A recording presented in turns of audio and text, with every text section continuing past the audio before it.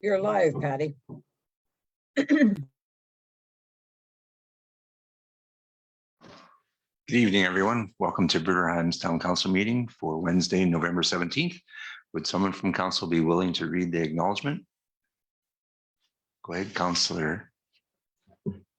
Today, I acknowledge that the town of Bruderheim is located on Treaty 6 territory and the homeland of the Métis Nation of Alberta. The town of Alberta honors the first peoples of this land. We recognize that we stand upon land that carries the footsteps of Cree, Métis, and Blackfoot, amongst other nations who have been here for thousands of years. Therefore, the town of Bruderheim has an inherent responsibility to foster healthier relationships with the First Peoples and further the calls to action as outlined by the Truth and Reconciliation Commission. Thanks, Councillor Ashley. Before I call this meeting to order, I just wanted to say thanks to Deputy Mayor Judy for running the council meeting last meeting. Much appreciated. So I'll call this meeting to order. It's 7:01. Is there any additions or deletions or changes to the agenda? Nothing from admin, Mr. Mayor. Anything from council expected? Doesn't look like it. So looking for a motion to adopt the agenda as presented. Someone be willing to make that motion? Councillor George. I'll make the motion that we adopt the agenda as presented. Thank you, Councillor George. Any concerns, comments, or questions with the agenda? Okay, I call for a vote. Anyone opposed to the motion? And the motion's carried. Looks like we've got Public Works Director Dennis online with us now. So now we're looking for a motion to adopt the minutes of November 3rd. Is someone willing to make that motion? Councillor Ashley. I motion to adopt the minutes from November 3rd, 2021. Thank you. Thank you for that motion. Everybody's had a chance to read the minutes from the last meeting. Any comments, questions, or concerns with that motion? Hearing none, we'll call for a vote. Anyone opposed to the motion to adopt the minutes from November 3rd?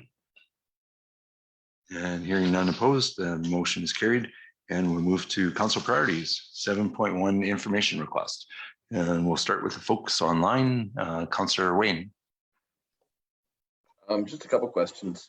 For the market coming up, will there be a concession there? People have been asking about that.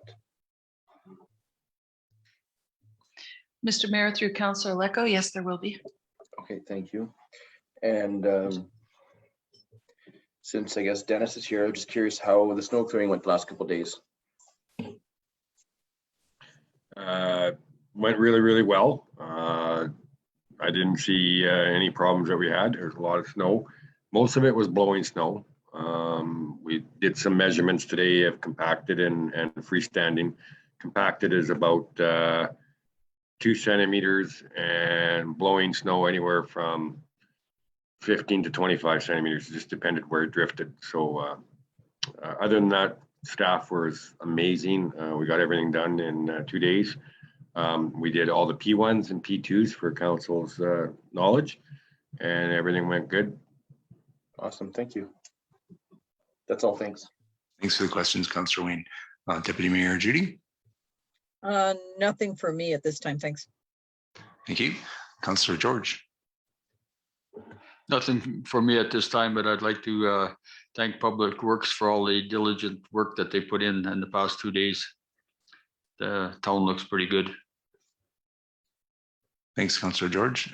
Councillor Ashley. Nothing from me at this time. Thank you. Councillor Dana. Nothing from me this time. Thank you. Councillor Len. Nothing for me at this time. Thank you. Just a couple things that I was going to inquire about.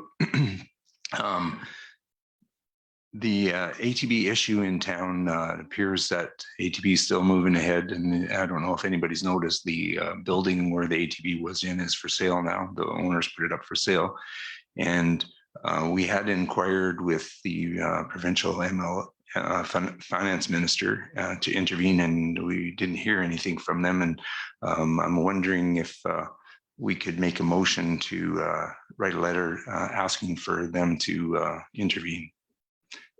And would someone be willing to make that motion, or do I got to take my hat off and give it over to Deputy Mayor to let me make that motion?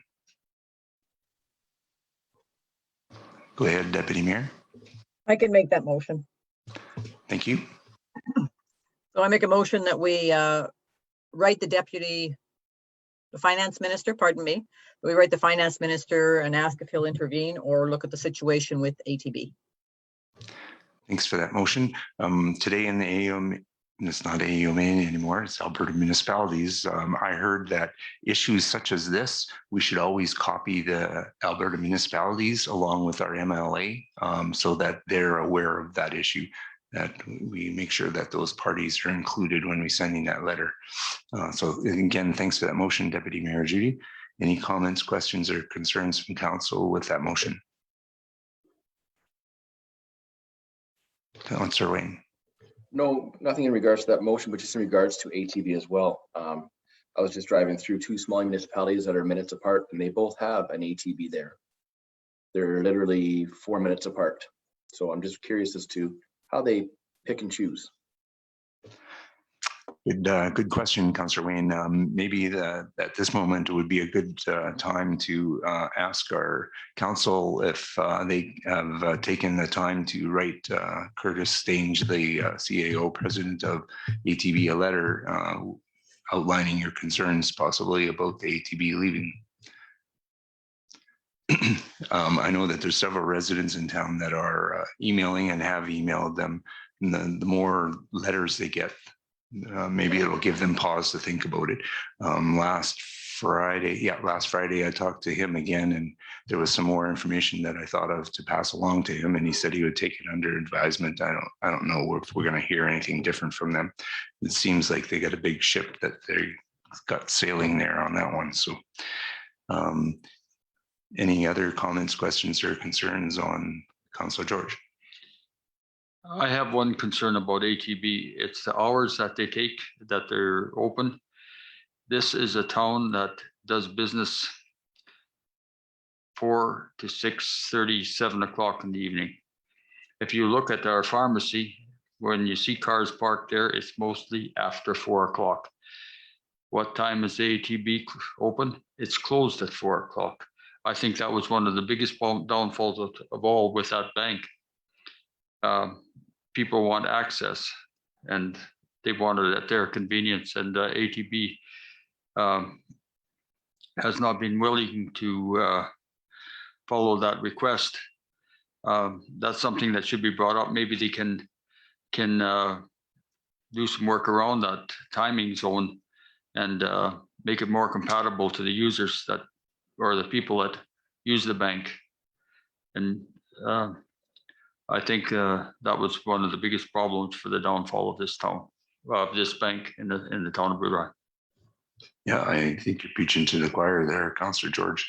I guess one could say, well, once they put in their fancy machine, then people will have access 24 hours a day. That would be their answer to it. But any other comments, questions, or concerns with the motion? CAO Patty? Thank you, Mr. Mayor. I just wanted to ask Councillor Schuler for clarity of the letter. So the letter is to say we want their assistance in stopping the closure of the bank. Is that what we're asking? I would think so. And what's the criteria of the reasoning for the closure? And if there's anything that they can help or assist us on looking at. Thank you very much. Thank you for that clarification, Deputy Mayor. Hearing no other comments, questions, or concerns, call for a vote. Anyone opposed to the motion for the letter to ATB? And hearing none, the motion's carried, and we can move on to the next item. So I've just got to bring it back up on my phone. I got a great memory, but it's kind of short. Deputy Mayor Judy and I met with the Bruderheim seniors on Sunday afternoon, and they brought up some concerns that they're having with struggles to get restarted again. And we suggested some ideas to them, and we're just wondering if there's some more support from like FCSS. They said the FCSS usually comes to them and then just gives them a message of whatever it is that the FCSS is trying to deliver, but doesn't really interact with the seniors for support. And whatever the town might be able to help with support. And we also asked them to reach out to the Bruderheim seniors, but I just wanted to bring this to the table that if there's something that we could do to help with the Bruderheim seniors, they're looking for some support. Things that were suggested to them was things like, I know the Bruderheim Lions is struggling for volunteers and getting restarted, and they're worried about bingo and having enough people. And I think that our clubs and groups in our town and not-for-profits need to think outside the box about maybe helping one another. They can't just survive on their own, and maybe there's some compatibilities there. So there was some suggestions like that given to Bruderheim seniors.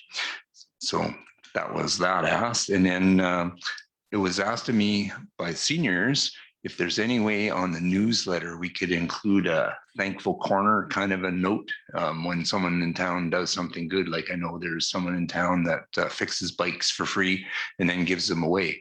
I don't know if that individual wants to be recognized, but that kind of a thing. For example, Sam at Lily's gives meals free to the seniors in the lodge. And that kind of thing. And they wanted to see if we could provide some kind of recognition for those people and put it in the newsletter. And I don't know if that's possible. The newsletter is kind of small, but maybe just a little thankful corner kind of thing with a short note. That was a suggestion. And that's the gist of my, what are they, information requests. Is there any other information requests? Okay, so then we'll move along to program requests and go backwards. Councillor Len, any program requests? Okay, Councillor Dana? Nothing at this time. Okay, Councillor Ashley? Nothing at this time. Councillor George? Nothing at this time, thanks. Okay, Councillor Wayne? Nothing at this time. Okay, and Deputy Mayor Judy? Nothing at this time. Thank you. So that concludes section 7. Now we got the request for decision 8.1, Bylaw 12, 2021 Youth Advisory Committee. Thank you, Mr. Mayor. Administration would like to seek first reading of Bylaw 12-2021 to establish a youth advisory committee. The Town Council give first reading to Bylaw 12-2021, a bylaw for the establishment of a youth advisory committee. Council has received feedback that residents want more activities for youth and young families in the community. Previously, the Recreation and Culture Board tried to engage youth in planning their events and recreation opportunities with limited success. Strategic plan areas: foster collaboration with regional, community, and governmental partnerships. A healthy, vibrant community with safety, health, and welfare of people in our community. Provide opportunities for public engagement and communication with youth. Open and transparent governance. A community is educated on responsibilities and limitation of council and administration. Summary: this bylaw sets out the parameters in terms of broad mandate and actions. It also details membership, quorum, voting, appointments, term limits, and other procedures.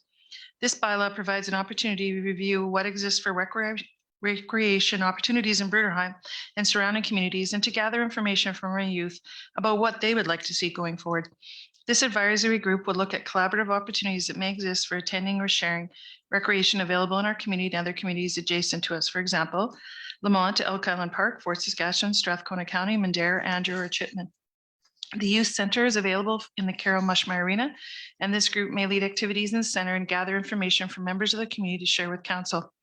Upon third reading of this bylaw, administration will start the process of advertising opportunity to be on the advisory committee for council and take youth applications. This committee will be activated in January 2022, and a council representation will be determined at that time. That's everything, Mr. Mayor. Thank you. So we're looking for a motion from council for the Youth Advisory Committee. Someone be willing to make that motion? Deputy Mayor? That'll be first reading, right? Yeah, first reading. I recommend that we give a reading to Bylaw 12, 20, or 21 Youth Advisory Committee, please. Thank you for that motion.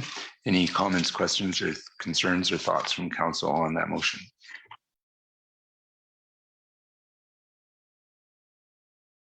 Deputy Mayor? So, Patty, if you could just clarify. So you're looking for them to kind of do similar things to what the recreation, like come up with some ideas and then figure out how we're going to fulfill it? Or is that the gist of this? Like I read it. Yeah, Mr. Mayor, through Deputy Mayor, we're looking for the advisory committee to just connect with council. So there'll be a council member on the committee, and really sometimes we think we know what the youth want. For example, the youth center, we provided a TV and a Nintendo and stuff, and then they all came with their own gaming, and we had to provide they bring their own units. So we put a panel on the wall this summer that they can plug their own devices in and just do a switch. So things like that. We think that we need to put a surface on the outdoor rink to have summer activities. And we also would like to start a youth honorarium for supervision up in the youth center, or getting things going in the summer by providing them with sports equipment so that all youth can play, those sorts of things. And they would come and actually report to council and just give an update. And we're just looking for a way to engage our youth in the community. Okay, thank you very much for that. Thanks, CIO Patty. Any other comments, questions, or concerns? Councillor George? There would be youth on the committee as well. Mr. Mayor, through Councillor Campbell, that's correct. And as well as one councillor and one administrative person. And how big of a committee would you want? How many heads would be advisable? Mr. Mayor, through Councillor Campbell, we'll just kind of see how that goes, but the interest, and I'm thinking not more than a half a dozen or so, but yeah, 5 to 9. So 5 to 9 members from the community, but we certainly wouldn't turn away some interest, that's for sure. There's lots, and we're hoping to get a different demographic. So not all just 17-year-olds or all just 12-year-olds. I also think it provides a great opportunity for our youth to understand governance and the challenges for our community, and things that have to be done in order, the liability and the issues, insurance issues and stuff like that when you want to do activities. I think it's a great learning opportunity for them as well. This could be also part of the FCSS. Well, FCSS is run by Lamont County, so this would be under just us, the town. And the budget for that committee would be underneath the town too. Yes, and you'll see that it's in the budget for 2022. Yeah. Thank you. Thanks, Councillor George. Any other comments, questions, or concerns with the motion? Councillor Wayne? So is this, what kind of age you looking, like 8, 9, all the way up to 17? So you get all varieties, or you looking more at the older, kind of the 12, 13 to 18? Your Mayor Hope to Councillor Aleko. In the bylaw, the age range that we're looking for is 14 to 24. That's the age of the youth group. We found even with the new recreation we have over at the campgrounds, there were a lot of youth that were 22, 23 that had a lot of ideas of things that we could do, and we're hoping to engage them as well. So nothing younger than 14, correct? If council wants to lower that age, we'd be open to that. Okay, thank you. Thanks for the question, Councillor Wayne. Any other questions from council? I had a couple of thoughts while we were talking. You mentioned honorarium. Does that need to be included in the bylaw? Mr. Mayor, no. Okay, and it was suggested about FCSS. I'm just wondering if this would be something that we could bump against them just to see what they think about this idea. Just to get their thoughts, not that they would drive it or anything like that. Yeah, we can do that, Mr. Mayor. Okay, and then how much admin support are we looking for this? Mr. Mayor, wouldn't be much different than, like I'm thinking initially, we'll put some ideas out to them that we're challenged with right now on next steps, like the community park. We think we need a splash pad, do we? The disc golf, we've had some feedback. They'd like a little more challenging course. We've had some feedback about the ball diamonds and backstops and, you know, just some of the things that we have on the table right now. I'm thinking to start out, we probably 10 hours a month of admin just to start out to get things going.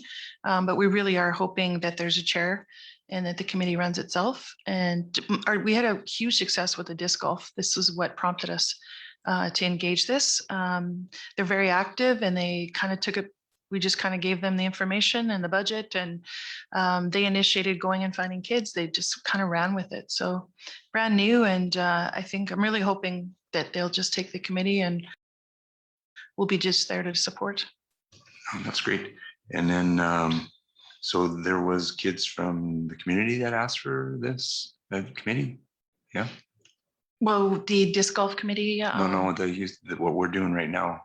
Yeah, so the disc golf committee that we engaged with Yeah. other youth, they were saying it would be really cool if we could have a standing committee. They were just, that was their feedback from their experience. We asked them how they felt about that committee and how it went, and they thought it was a really good interactive opportunity.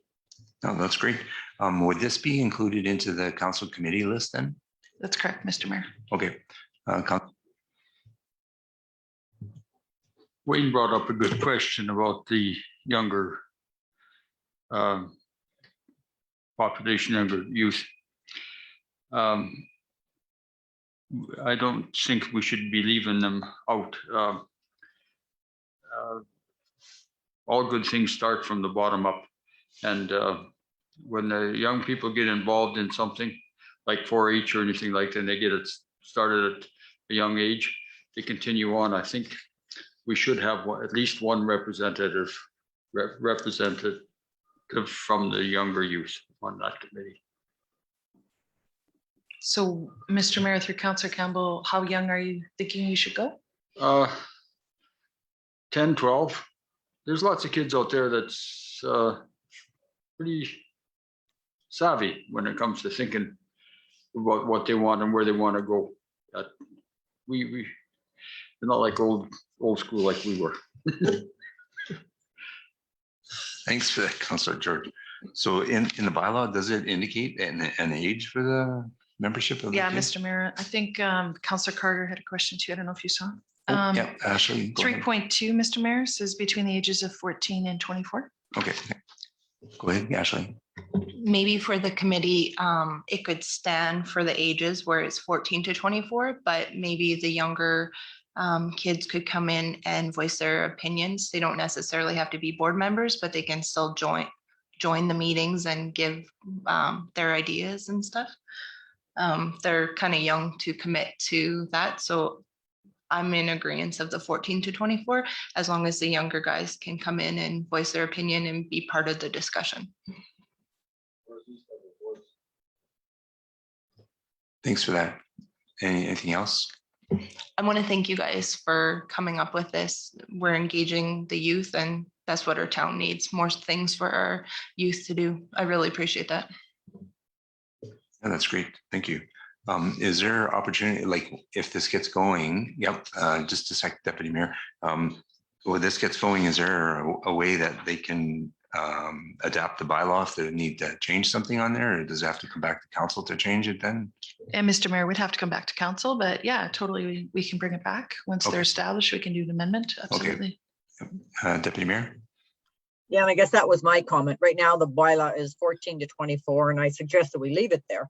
But then if some come in where we've got the 12-year-olds or 10-year-olds wanting to voice, be part of it, I don't think it's a bad thing. I just got to be cautious of, the youth, because they're not committed enough. Not that you don't want their opinion, but, a 10-year-old to sit through a meeting and be responsible for doing the notes or whatever might be a little bit more challenging than a 14-year-old.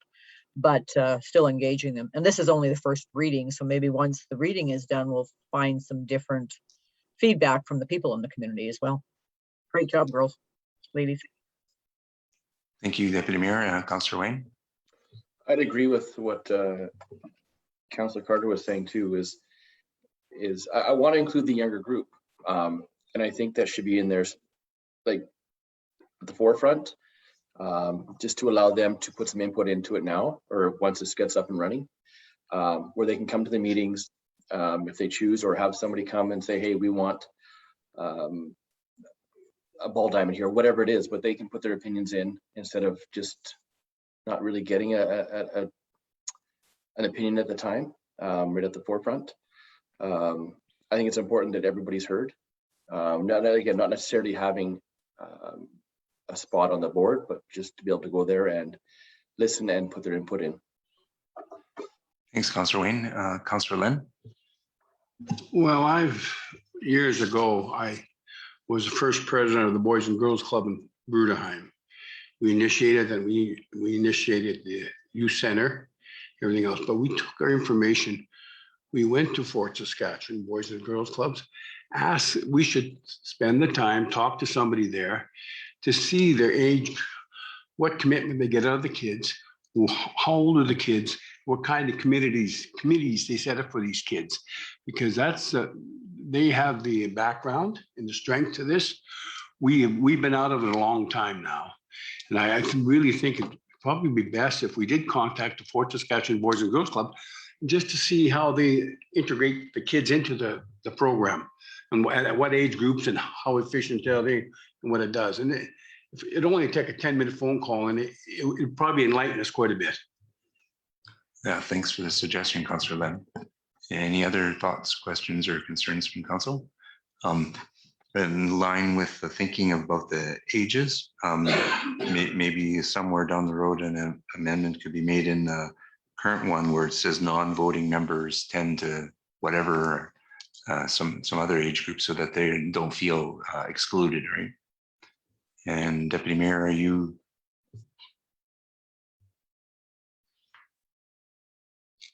I'm good, thank you, sorry. Councillor Wayne?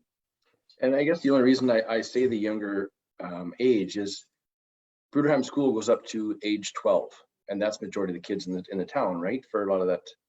And I just don't want to see them not be represented. So, thank you. Yeah, thanks for that feedback. So I think we can call for a vote now on this then. Anyone opposed to the motion? And the motion is carried. So that's the first reading of that bylaw for the Youth Advisory Committee. And now we move on to 8.2, a bylaw to repeal 746-2004. Thank you, Mr. Mayor. Administration would like to provide council with an opportunity to repeal bylaw 746-2004, smoking in designated places bylaw. The Down Council gives second reading to bylaw 10-2021, a bylaw to repeal bylaw 746-2004, smoking in designated places bylaw.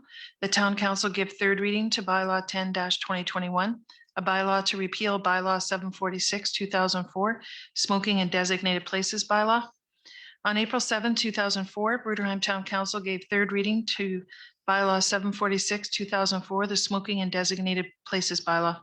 On November 3rd, 2021, Bruderheim Town Council gave first reading to bylaw 1021, a bylaw to repeal bylaw 746-2004, smoking in designated places bylaw.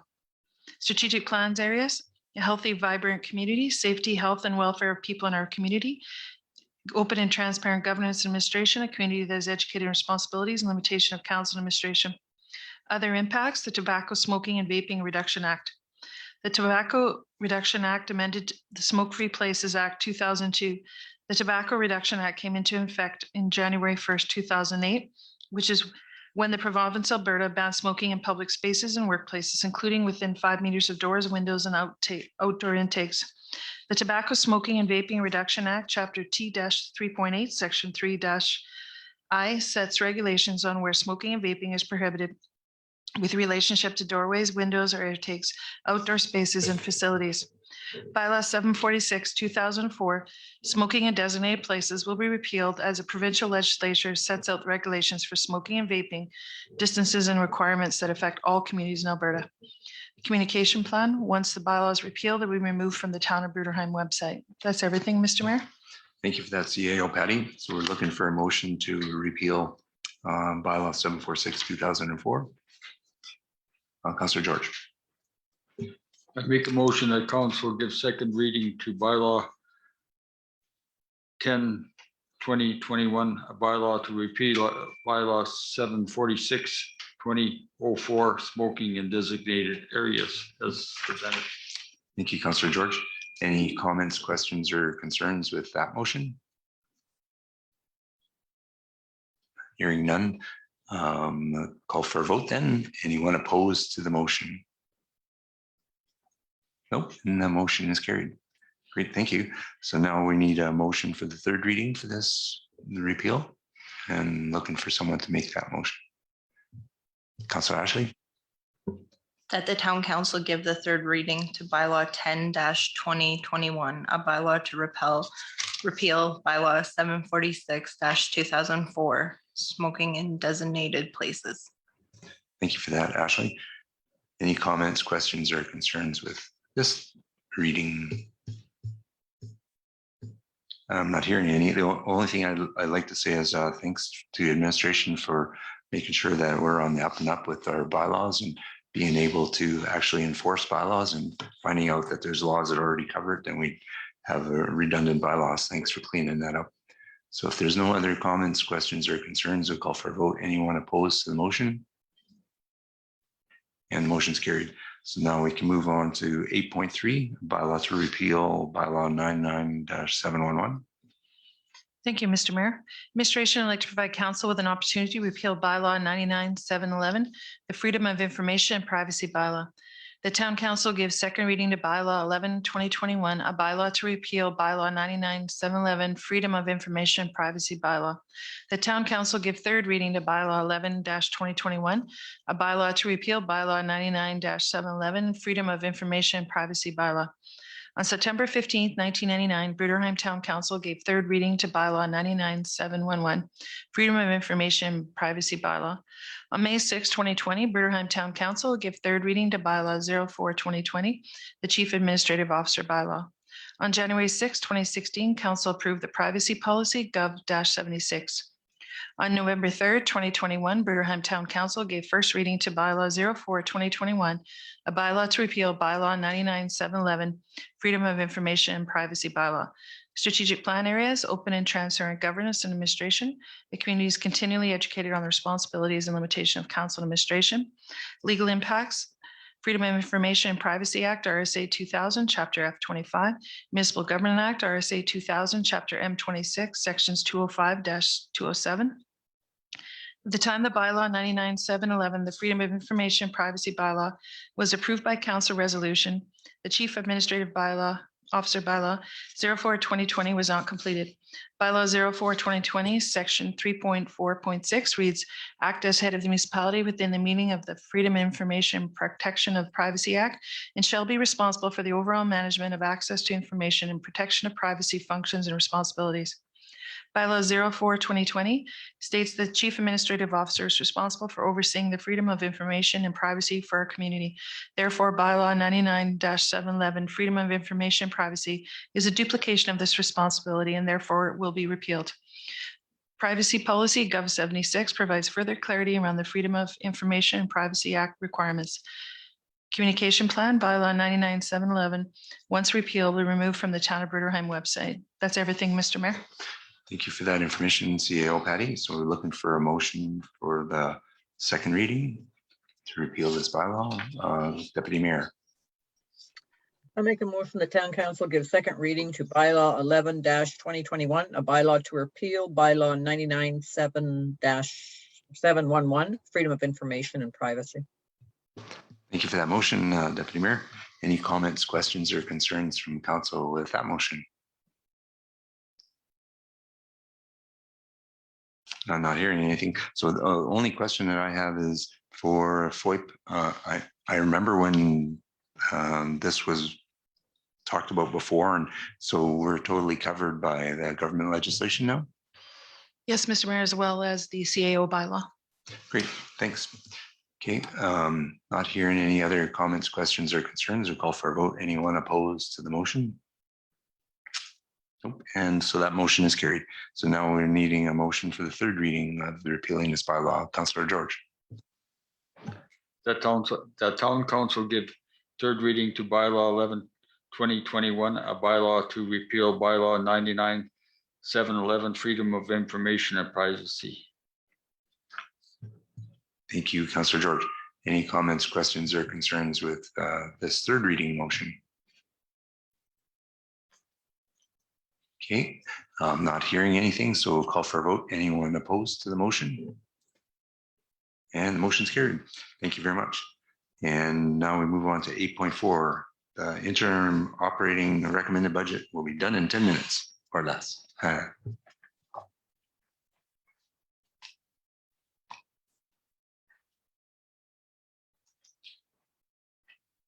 Deputy Mayor, can you see that? It looks good. Councillor George, you have a question? Yes, with your permission, I'd like to read a paragraph from this book that we were presented when we come back to council. It just puts a little bit of light on our budget deliberations. And it goes like this. Let's try a little thought experiment.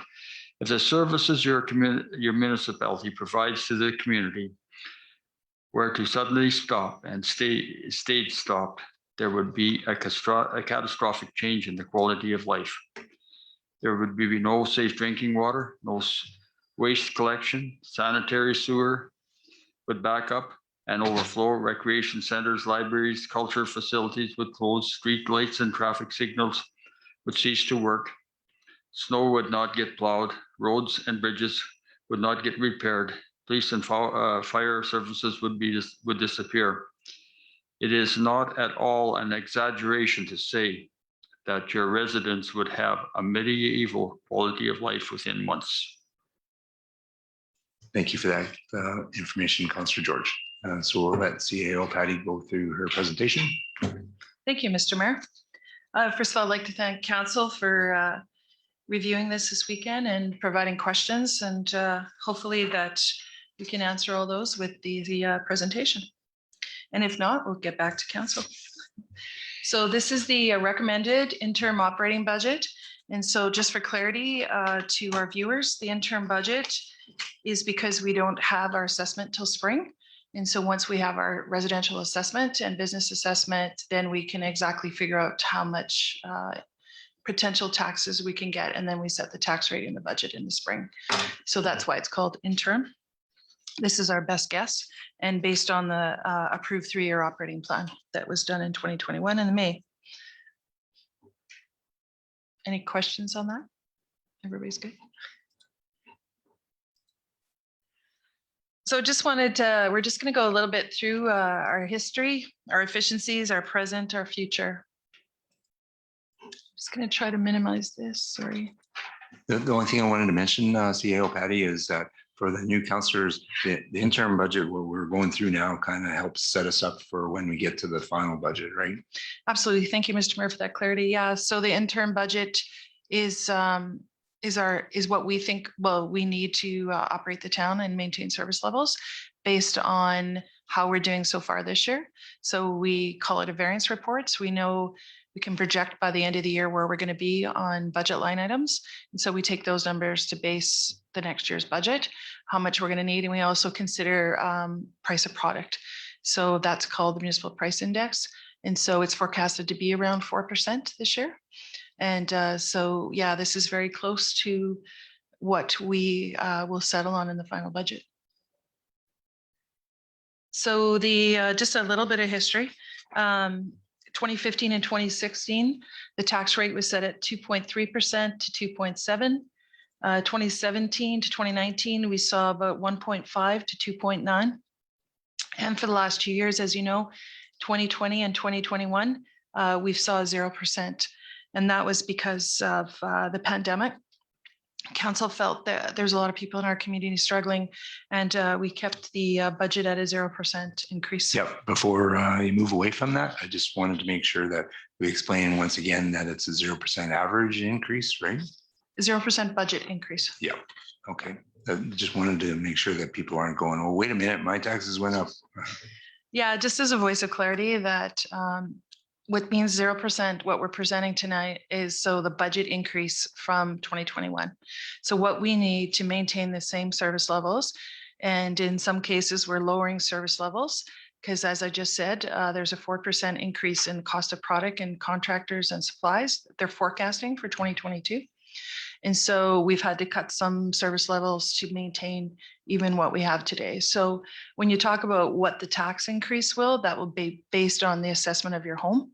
And so if your assessment went up or down, that will affect what your taxes do. That has nothing to do with the budget increase. It's a very confusing, that's for sure.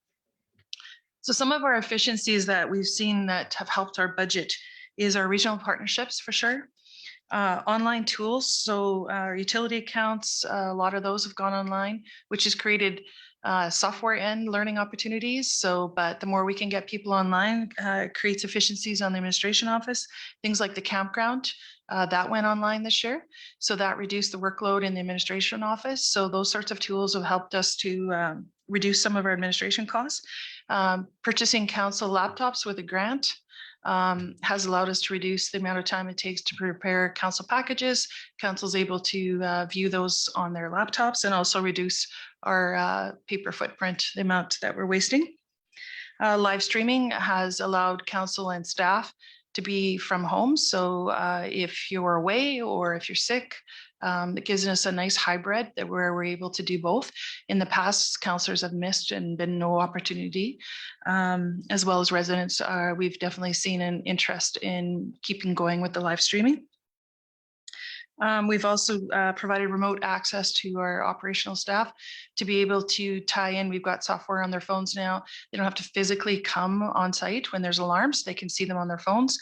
They're able to monitor the levels of our sewage lagoons, our water distribution system. The arena just recently went on. So they can detect if the ammonia is working properly in the ice plant, which reduce risk for the operators.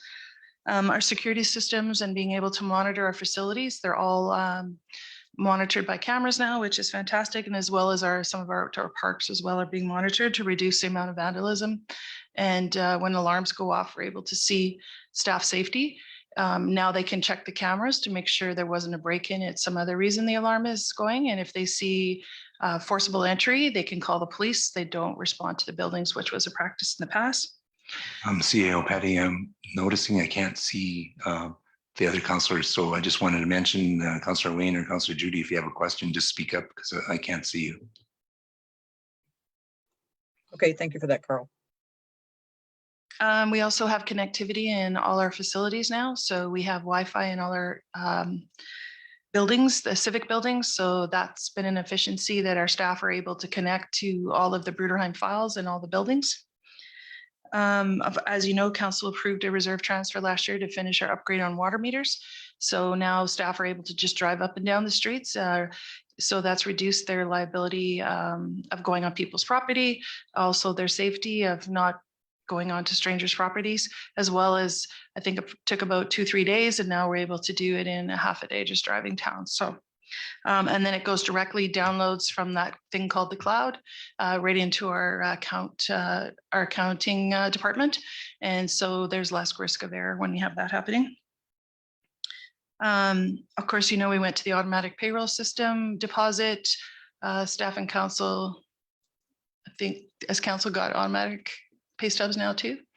Yeah, so that's increased, that goes automatically from the software. We don't have to have staff printing and folding and stuffing envelopes. So another efficiency. And of course, our GIS system has provided opportunities for our administration and public works system staff to, now they don't have to roll out big maps, go look for paper copies of things. They're able to click on properties. For instance, the public works department, if there's a water break, they can call up that property, see where the CC is, use GPS to locate any lines or so this will be really good in the wintertime when you're looking at under snow and ice. And so, yeah, we're really excited about that. And yeah, that's just kind of the highlights. Any questions about all that? Everybody's familiar with that? I do have one question.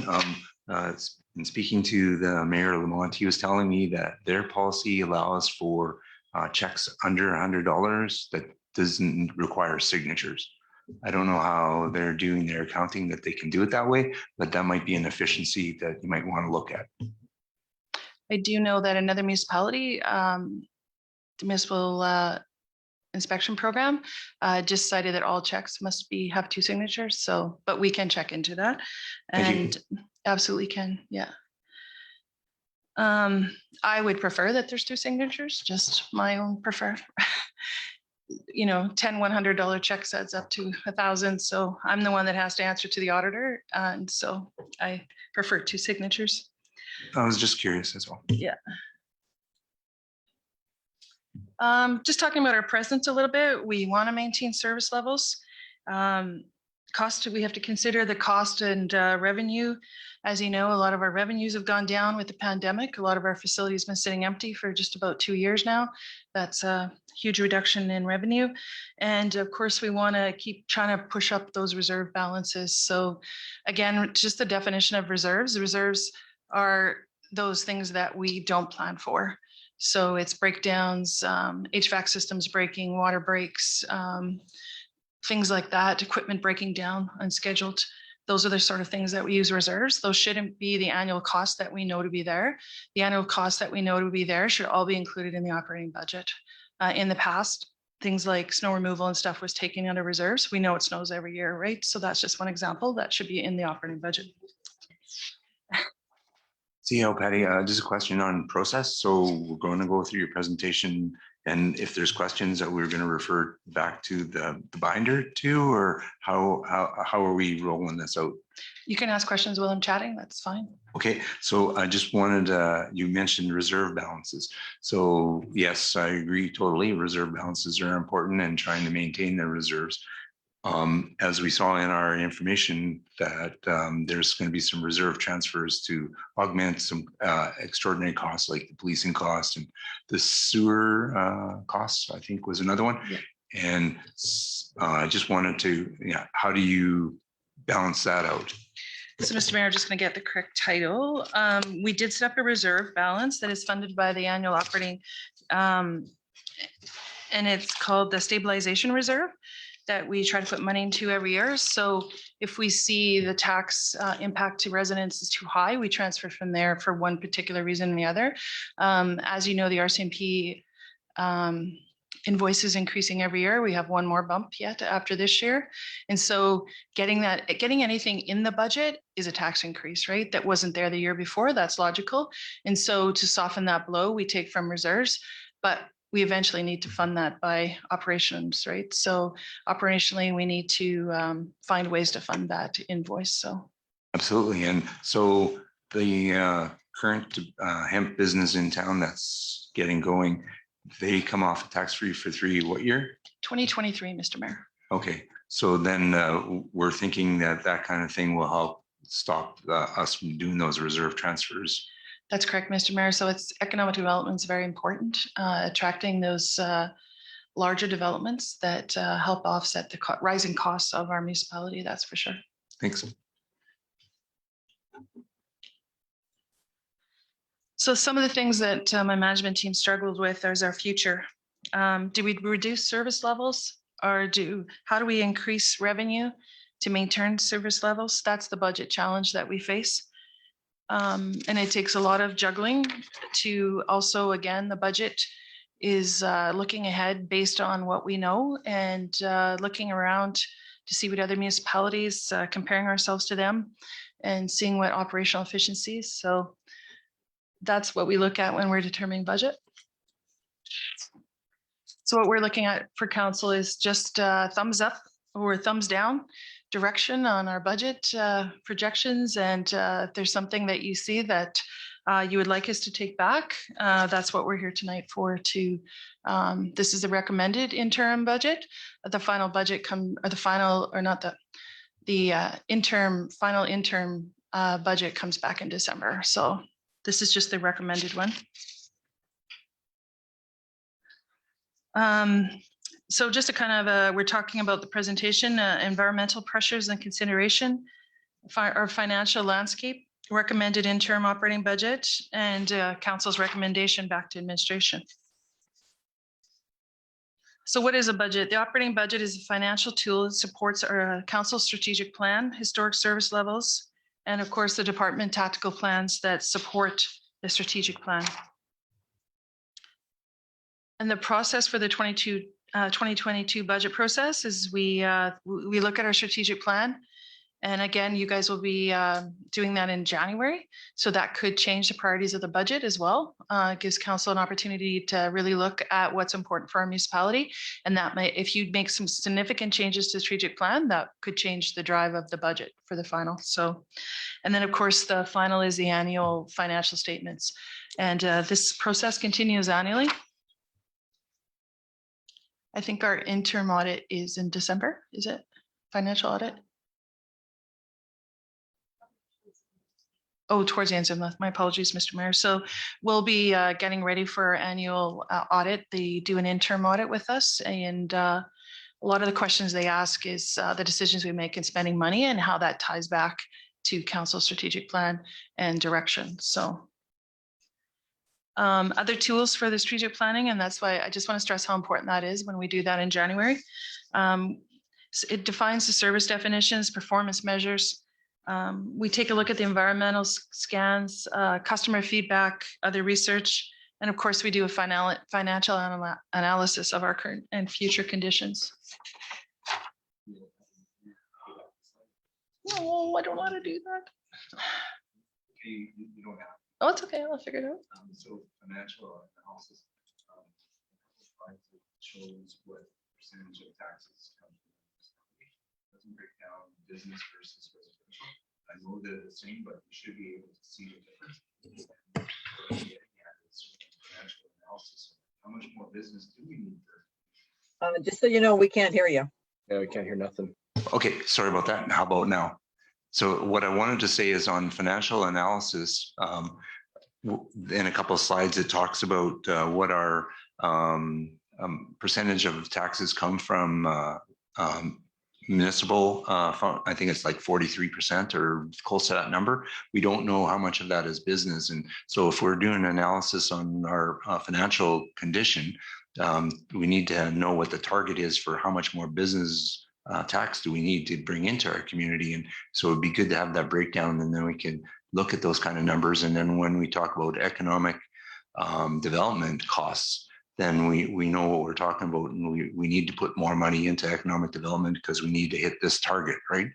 That's something that gives us a target to shoot for, because if we don't know what that number is, then how do we know what the target is, right?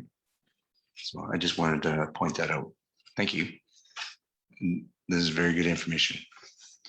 Thank you, Mr. Mayor. Just as a reminder that 2 years ago, the province, last year was our first year, but we've usually had a 3-year operating plan.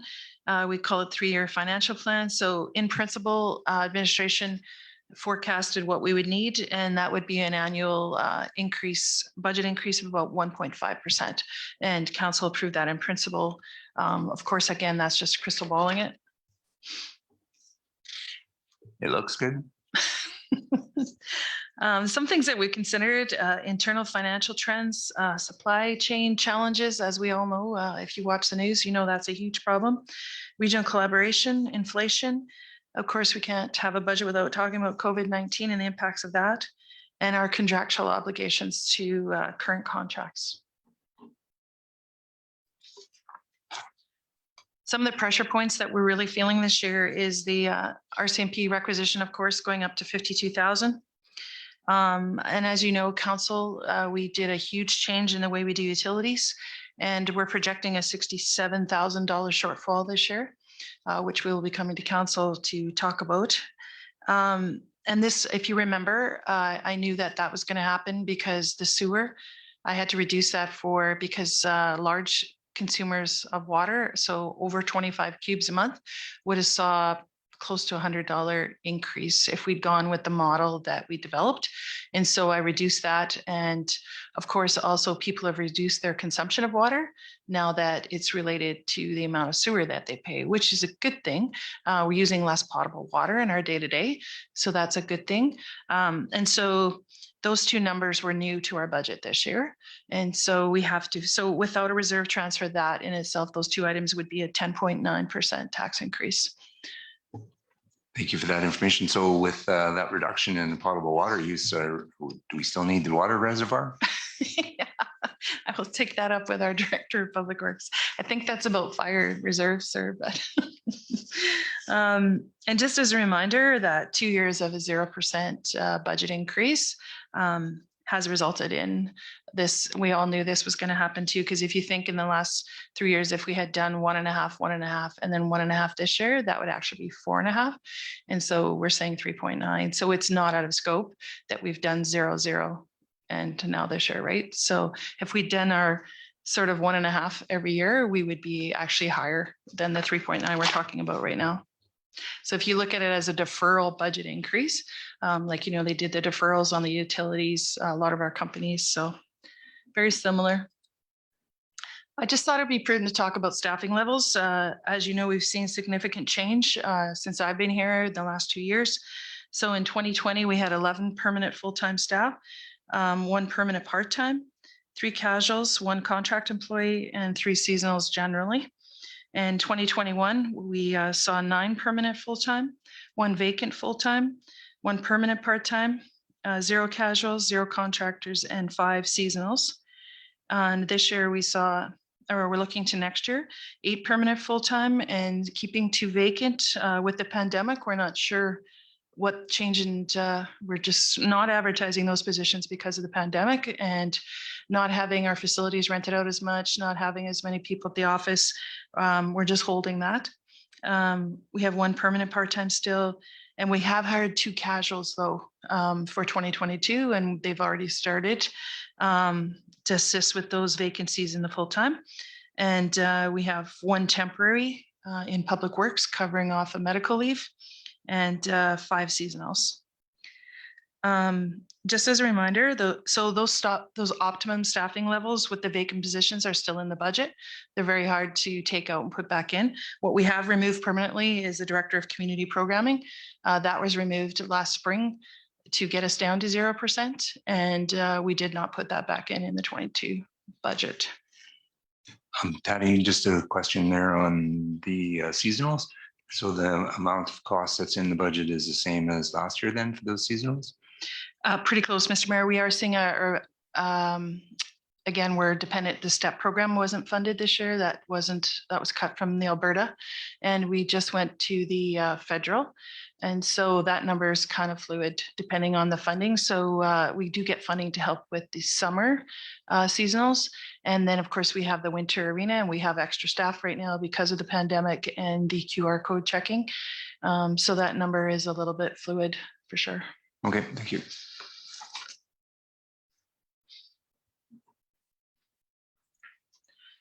Just thought we also talk a little bit about inflation. This is taken from Edmonton. Most municipalities use their information. And it just talks a little bit about the inflation rate, the monthly inflation rate in 2021. As you can see that it's definitely trending. 12-month inflation rate, 2.13 in Edmonton, and in Alberta, 2.33. And we see a continual increase in inflation, and that's how they got the projected 4%. It's been on a steady rise since last January. And again, it's supply and demand, right?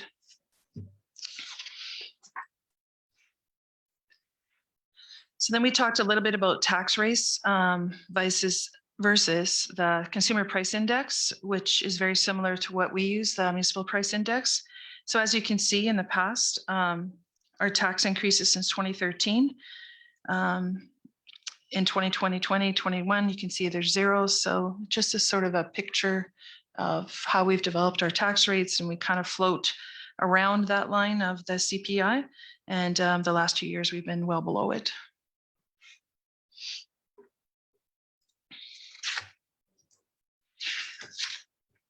Councillor George? What impact has the 0% increase over the last 2 years given us in the prediction to 2022's budget? Or should I say, we have to make up to the differences now. So we're playing catch up.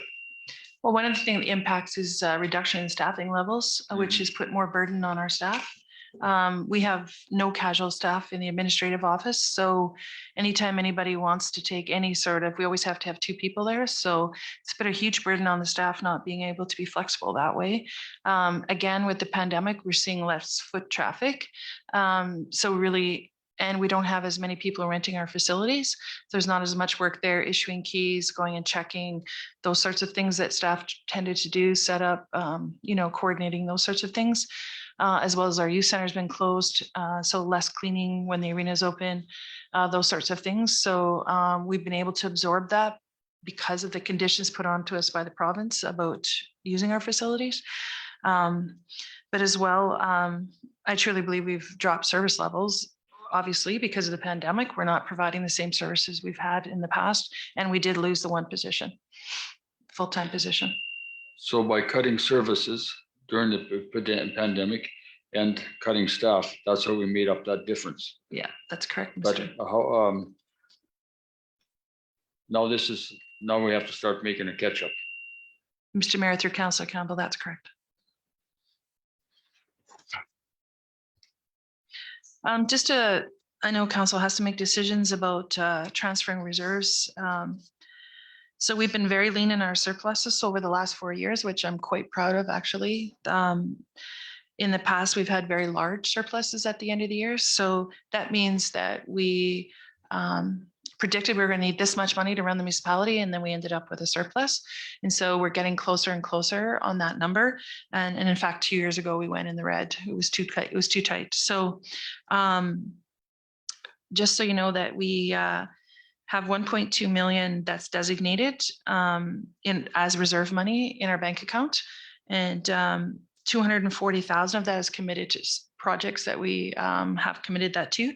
For an example, the park at the school, we were saving $25,000 a year to give them $100,000. Those sorts of things are in there. So we have a total reserve availability right now of $963,463. Our debt capacity and debt servicing continue to be well below what the MDA allows. We are allowed to borrow $4.2 million. Our current debt is $1.4 million, and our debt servicing is about $0.1 million. So as Sharon likes to always remind me, the Director of Corporate Services likes to remind me that even though we do have opportunity to borrow more money, that means that we have to take it out of operating to pay back every year. So that is it's just like borrowing money from our households, right? So if you go to borrow the money for something, you still have to pay it back. So even though we have that opportunity to borrow more money, we do have to remember that that would be an increase to operating to pay it back. Councillor George, did you have a question? You made a statement about the park. Wasn't there a grant already gotten for the park, and the park was supposed to be paid off? Mr. Mayor, through Councillor Campbell, that was a matching grant. Yeah. So the municipality put up 100,000 and the grant was 100,000. Okay. Actually, it was for 120,000. The Friends of Bruderheim raised $20,000, and I think a little bit more than that actually. So. Patty? Yes, Councillor. The 240,000 committed, is that including 100,000 for the park or just 25? I think we're at 50 and this will be 75 this year, I think. So 75 is included in that 240 then? Yeah. Okay, thank you. I think we have one more year of, right? Yeah, one more year to, so 2023 will be our last transfer. Thank you. And I would actually like to recommend to council that we continue with that reserve transfer because most grants are matching grants.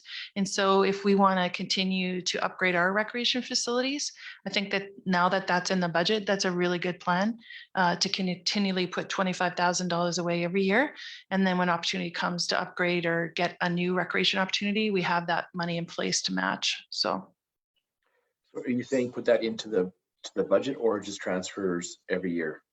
Yeah, I would put it into the operating budget that we would take $25,000 that we get from that tax process and transfer it to reserves that's designated for large recreation facilities. Okay, thank you. Thanks for the question, Councillor Wayne.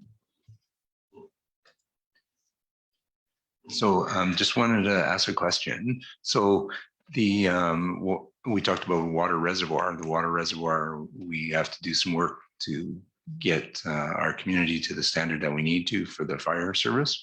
And looking at the current debt limit and the MGA limit, and the opportunities from the provincial government to get grant money for the water reservoir, I think the municipal services minister said that maybe in 20 years we might get lucky to get that grant. So we're going to have to think of some creative ways like a water levy or something to be able to build that so that our community can continue to grow.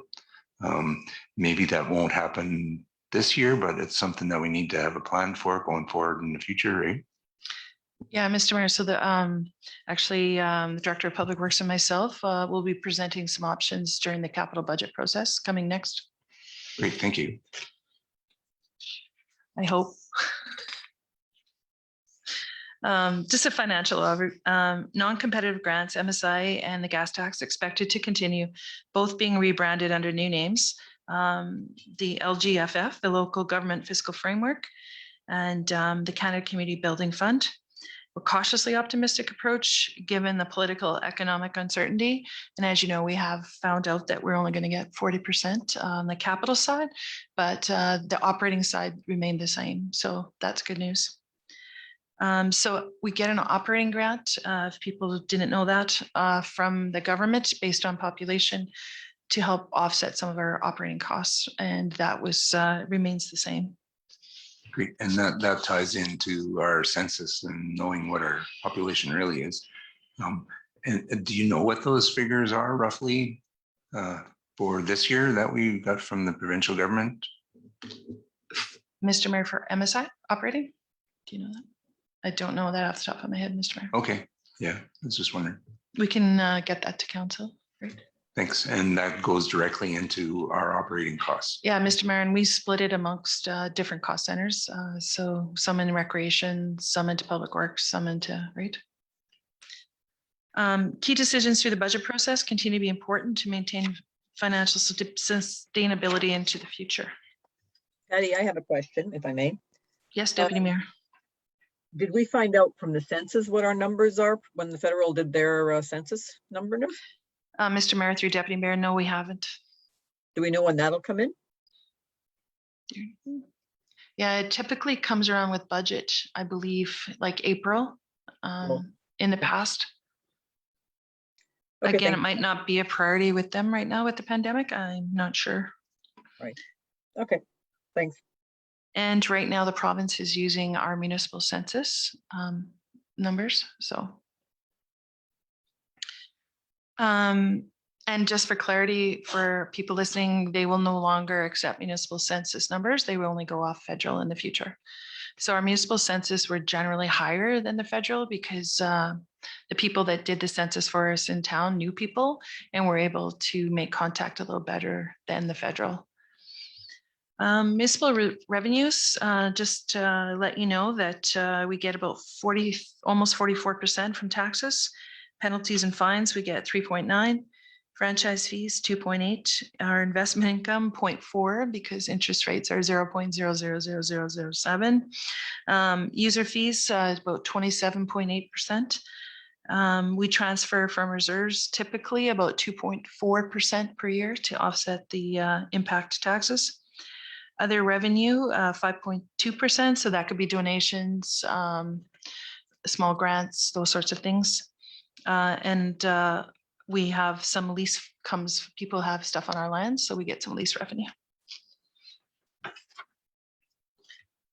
And just a reminder for people, in the three departments that we have are infrastructure services. The services that are supported by the budget are urban and rural infrastructure, winter and summer maintenance, agriculture services, capital construction, transportation planning, traffic safety, parks maintenance, fleet and building maintenance, occupational health and safety. On the corporate services side, compensation and benefits for council and staff, technology, planning and strategy, assessment and tax, financial reporting, and development and legislative services. We see the RCMP and enforcement services, business and development, attraction and retention, family and individual support services, land development planning, and the trade agreement compliance, which is our contracts.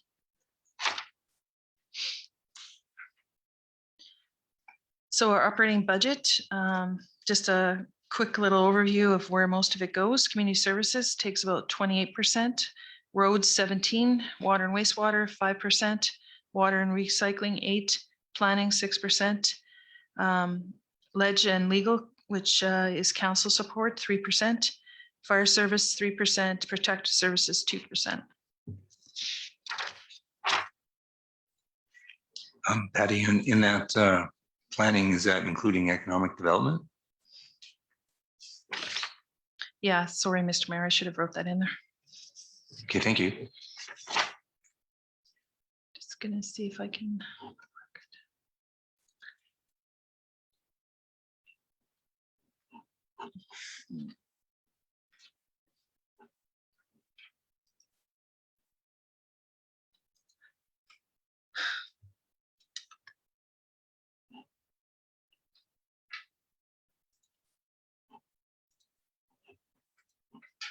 This is not what I want. Just a second.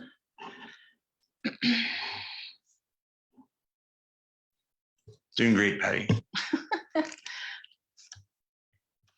think I have too many things open here. I might just have to stop sharing this for a second. Sorry. So as you're going through this portion, you're looking for council feedback on what the numbers are looking like? That's correct. Yeah.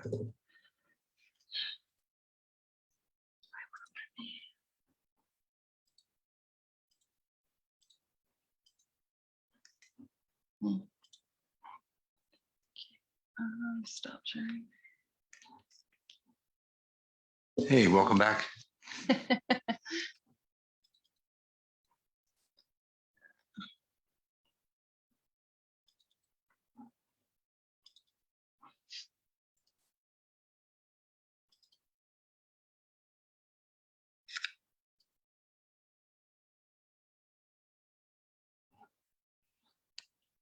Okay.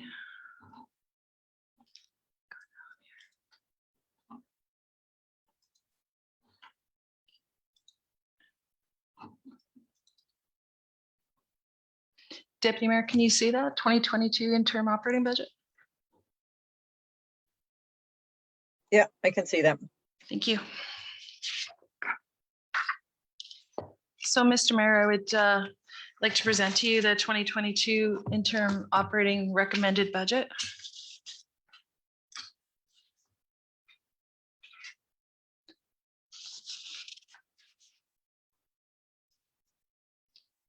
This is the PDF version, but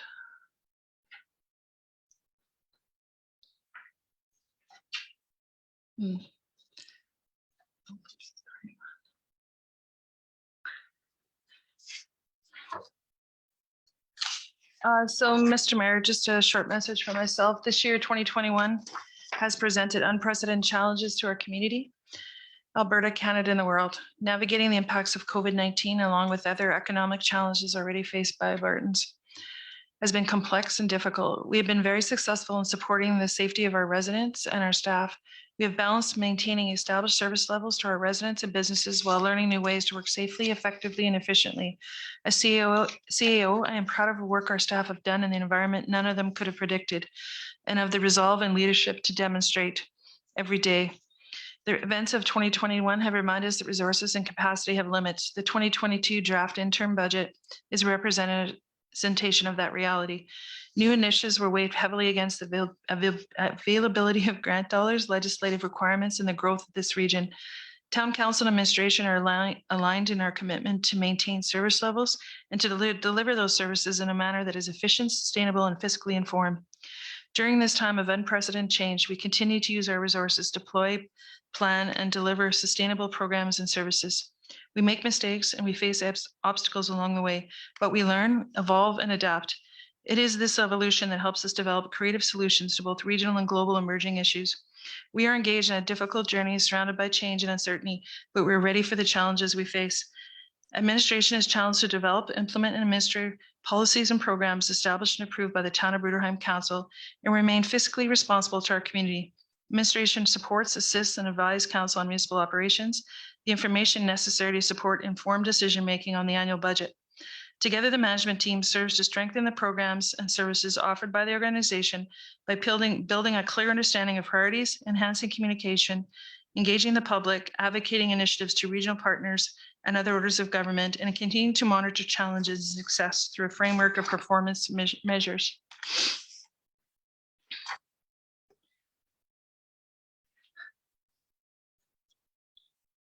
So, Mr. Mayor, this is the interim budget summary. So we are expecting to generate the same amount of taxes from the assessment as last year. As you can see, not a lot has changed. We'll go through the individual departments next. As you can see, the bottom line with revenues. And Mr. Mayor, this is a really important one too, is this is a school requisition that we collect from our taxpayers and that we turn over to the province. So it's a very large number that lands on the tax notices. And of course, the amortization, which means that that's every year our assets deplete by that much. And so it's not something that we collect, but we do have to account for it every year. So that's why this is backed out when we actually see what the expenses are to run our community. So that includes the Elk Island Public Schools and the Elk Island Catholic Schools, as well as the Lamont Housing Foundation, that figure? This one, yes, 455,000, Mr. Mayor. Okay, thanks.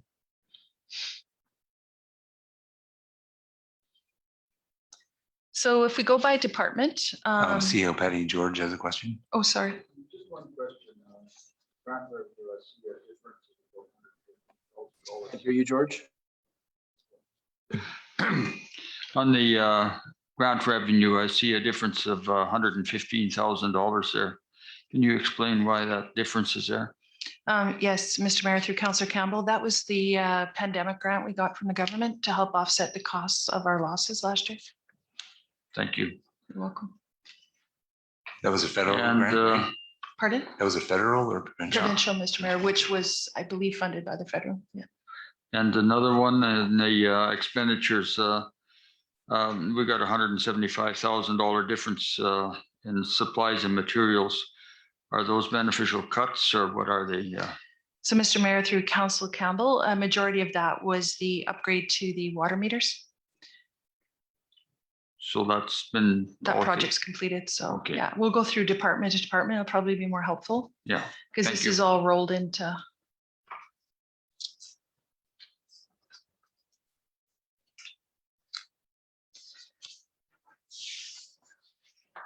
So this is just a summary by department, but I think it's more helpful to go by department for sure.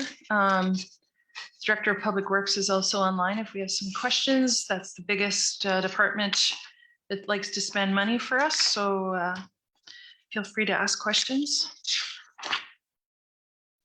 So just as a summary, infrastructure services touches the lives of every citizen every day. The division is responsible for managing the town's infrastructure above and below ground. It's easy to see the impact as department plans, constructs and maintains streets, sidewalks, highways, designs and maintain facilities and parks. Below ground, the work is more hidden, but just as critical in everyday life. The department provides treated water, wastewater and stormwater infrastructure that promotes public health and safety. Infrastructure Services believes in council's vision for our community. Our employees work every day to maintain quality infrastructure services, to keep citizens safe in all seasons, facilitate logical and balanced development, and keep the community economically resilient with an expanded level of service. Our focus for 2022 is maintaining core service levels, improving safety, and delivering on work plans. Succession planning, of course, is always forefront. Implementing a corporate asset management program across all departments responsible for capital assets, and developing a corporate safety and training program that is documented and updated on an annual basis. Some of the challenges we believe we're facing: increasing costs from regional suppliers, putting upward pressure on water and wastewater user rates, maintaining and replacing aging infrastructure while minimizing impacts on residents, increasing service requirements from provincial and federal governments, along with unpredicted funding sustainability. Some opportunities we see: providing key infrastructure for new growth by preparing estimates for any new government grant programs, engaging with stakeholders while promoting cost-effective methods for service delivery, working towards a culture of continuous improvement, and continue to explore opportunities for shared services with neighboring municipalities, efficiencies and changes to business, building on cross-departmental collaboration and coordination for service delivery and to provide infrastructure solutions, developing and promoting cross-training opportunities, prioritizing and sharing resources, continuing review of service levels, environmental initiatives, and infrastructure investments. So the first one is common services. TL Patty, not to interrupt, but you had the parks one on, like before you put this on, there was one, it says final budget by department, this is the total, so all those roll up to this one, is that the idea?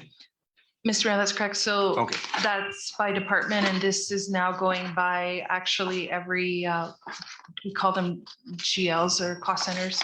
Okay, thank you. So dividing up the department into subsections, I thought would be helpful. So council can see where some of the costs. Not a lot of change here. So common services shop. So basically everything it takes to run our public works shop and all the miscellaneous supplies that it takes to support all the other departments as well come out of this budget. So basically you'll just see up and down there just the difference in the cost of supplies and services. Dennis does a really good job of watching his budgets and every year tweaking them a little bit. So something might be under a different cost center and he'll move it like say from parks to roads or something like that. So in roads. Can I ask a question? Sorry. Yeah, go ahead, Wayne. Sorry. Sorry, in regards to common services, I just know gas is skyrocketing and there's no change in this one coming up. Why would that be? Or is this already high enough? Director of Public Works, you want to take that one? Yeah, so your question was, why is the gas not changed? Is that what you asked for, Wayne? Yeah, pretty high this year or? No, so I think Patty touched on that a little bit when she was doing her presentation on the interim budget. We have to realize that we have lost walk-in traffic to the arena, for instance, so we don't have to keep it as warm. Weather plays a big part of that too. We've had a very, very warm fall. We're looking at, so far costs have been going down year after year just due to climate changes. So again, we'll go back to the arena, which is a huge gas cost. That's our big gas user. Excuse me. So that one there, because we do have not as many users this year coming into 2022 as we did in 2020 and 2019. So we don't see a change. We thought it was really conservative to just leave the number as is. And if it's lower, great. If it's higher, well, then we'd have to look at that. But I don't foresee that being higher whatsoever. Does that answer your question, Councillor Erlico? It does. I was just curious because, I mean, everyone's talking about gas is rising, but I don't see a lot throughout here. So that's just, again, the question. It answers it. So thank you. Welcome. Thanks for the question, Councillor Wayne. Next is roads. So the increase in roads is for street furniture of $8,000 and street signs. Doing a little more repairing there and replacing. So that's what that increase there is.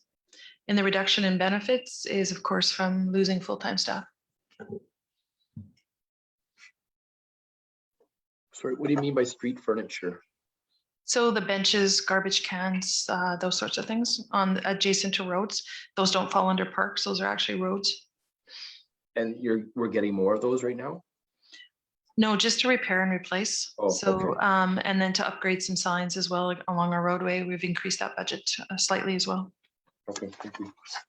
Question, Patty, if I may.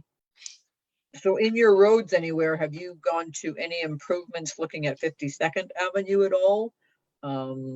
doing push outs or something there to kind of slow traffic down? I know it's not lots of money, but that's why I'm asking. Mr. Mayor, through Deputy Mayor, no, we haven't.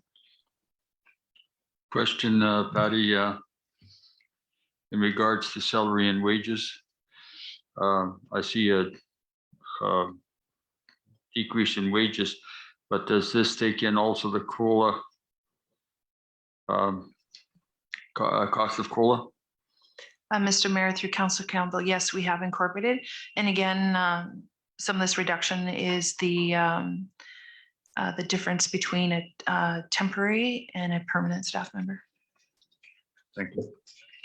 CAO Patty, under the supplies and materials where it goes from 49 to 57, you're saying that $8,000 difference is for benches? So it's the repair of benches, garbage cans, street signs, anything that's adjacent to the roadway. We're adding $8,000 this year. For replacements or? Replacements or repair. Okay, because that would be one that would be on my hit list. That maybe we can look for grant money for that. Because 3.9 is up there, right? So that's why I'm bringing it up.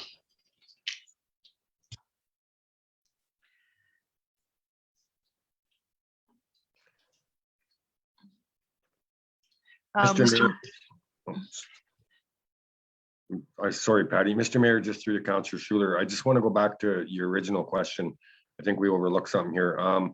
You were talking about push outs and what have you. I just want to remind, this is the operating budget, and what you were asking, Councillor Schuler, that would fall under capital to do some of those big repairs or put more push outs in the streets.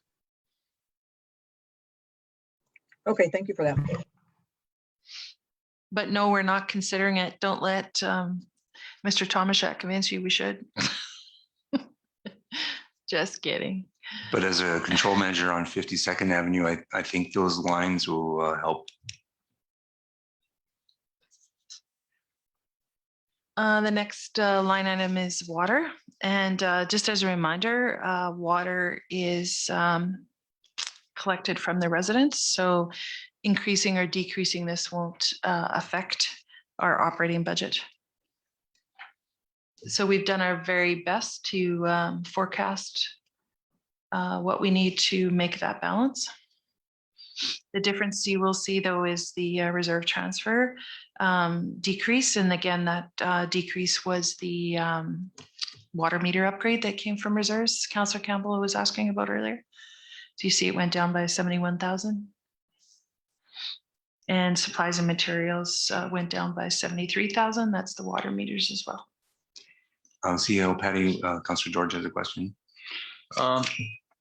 In your revenues, sales and sale of goods and services, does that also take in the bulk sales and our contracts with the two co-ops? Mr. Mayor, through Councillor Campbell, we don't sell water to the Josephburg Co-op. We just provide labor, so it wouldn't fall under here. And the Bruderheim Water Co-op, yes, sale of water is in there. And we are seeing a large decrease every year in our bulk water sales.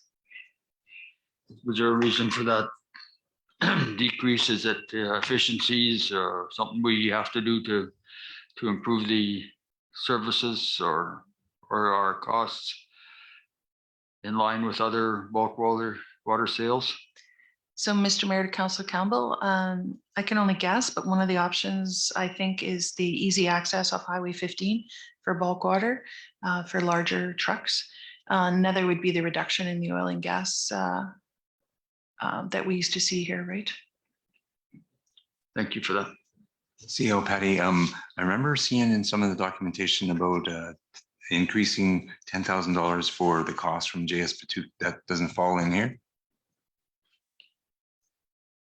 Mr. Mayor, yes, that does. So, But we have a reduction, don't forget, in our own residence water. So when it all rolls up, right? yeah, but what I'm getting at is which line do we see that? Is it? Sale of goods and service, Mr. Mayor. Okay, so is that $10,000 figure, is that based on the numbers from last year, or is that just kind of a one of these? Mr. Mayor, we still have to negotiate that contract, so we're still guessing. but Okay. Yeah, Okay. so it'll be based on their consumption as well. Okay. I was just wondering if it came from a conversation with Pat Tomko or not. No, Mr. Mayor, Okay. Thank you. that's just for the Bruderheim Water Co-op, right? You're asking? No, I'm talking about the water from the commission. Oh, no, we haven't received any notice, right, of any increase. Okay, because I thought I read in one of our documents that something about a $10,000 increase, or is that? For the Bruderheim Water Co-op, so we're bringing them up slowly, Okay. Okay, because as you know, now we provide a little more service. thank you.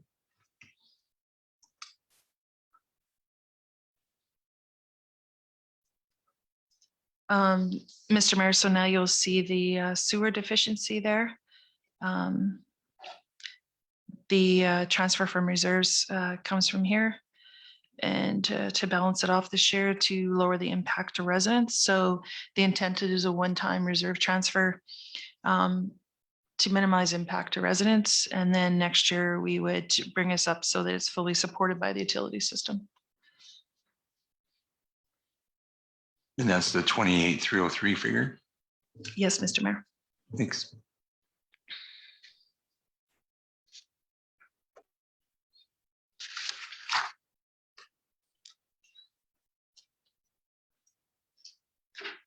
Mr. Mayor, refuse is again a contracted service, so just predicting what the increase there will be, which will be passed on to residents as well. Question on this one, please, Patty. So I know when we did our contract with them, we talked about recycling and if we use the bins or don't use the bins. And if I'm not mistaken, if we don't use the bins, then it's a little bit cheaper. And I guess my question is, what would the cost be and the impact to residents on that one? And second question would be, when it comes to recycling, there's a few changes out there that have happened, and knowing that they don't take it to the landfill, could there be some changes on their end so that we could recycle more and put less into the landfill? Just questions as you're doing your number crunching, if you could find out. I know you can't answer them tonight. Mr. Tomashat, do you know if it would go down our refuse invoice if we didn't have the plastic bins? I don't have the contract in front of me, and my apologies. I'd have to look that up and get back to council. I'm sorry. No, that's okay. I just thought maybe you knew. Thank you. I do recall that administration reached out to residents about the use of bins, and the overwhelming response was that they wanted to keep the bins, is what I recall. Yeah, and I remember that too. I'm just thinking as prices go up and things change, residents might change their minds, right? We've had a bunch of new people move in. We've got new councils, so maybe worth looking at. If it's a significant difference, it might be worth looking at. That's all. True, but the cats didn't seem to move.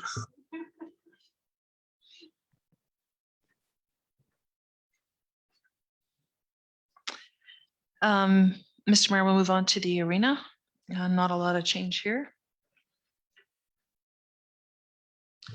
A question on the arena heating system. I've noticed that there's some issues in trying to control the heating temperature. And like, for instance, so the one game, I thought it was a sauna in the dressing room, and they tried to reduce the temperature, and it's still pretty warm in there. And is there some efficiency that can be gathered if we get a grant to get a better control on the heating system in the arena, or it's just a thought trying to be more efficient? Mr. Mayor, definitely is on the capital budget radar to upgrade that system. Okay, thank you. Mr. Tomashat was talking about efficiencies in the arena to lower costs, and for unnecessarily making a sauna over there. Thank you. Mr. Mayor, I just want to comment on that. And I know Councillor Lecko has asked me this too in the past. So I just want council to just remember that the makeup air unit that was that we had actually condemned actually prior to my arrival here 5 years ago. We have never replaced it. We try to budget for it each year, and obviously some other items of more importance come up. We do have an opportunity to look at replacing that capital asset, hopefully in 2022 at a much lower cost than what we thought previously. I'm just waiting to get some prices back, but the answer to both Councilor Letko and Mayor Kosh is that without that makeup air unit, we have no fresh air coming into any of those rooms. The only thing that's heating the rooms right now is floor heat. So we don't have the ability to move it around and exchange that air. Once we get that makeup air unit going again, I think you'll see a quite significant change in air quality as well as humidity. That would be a welcome change.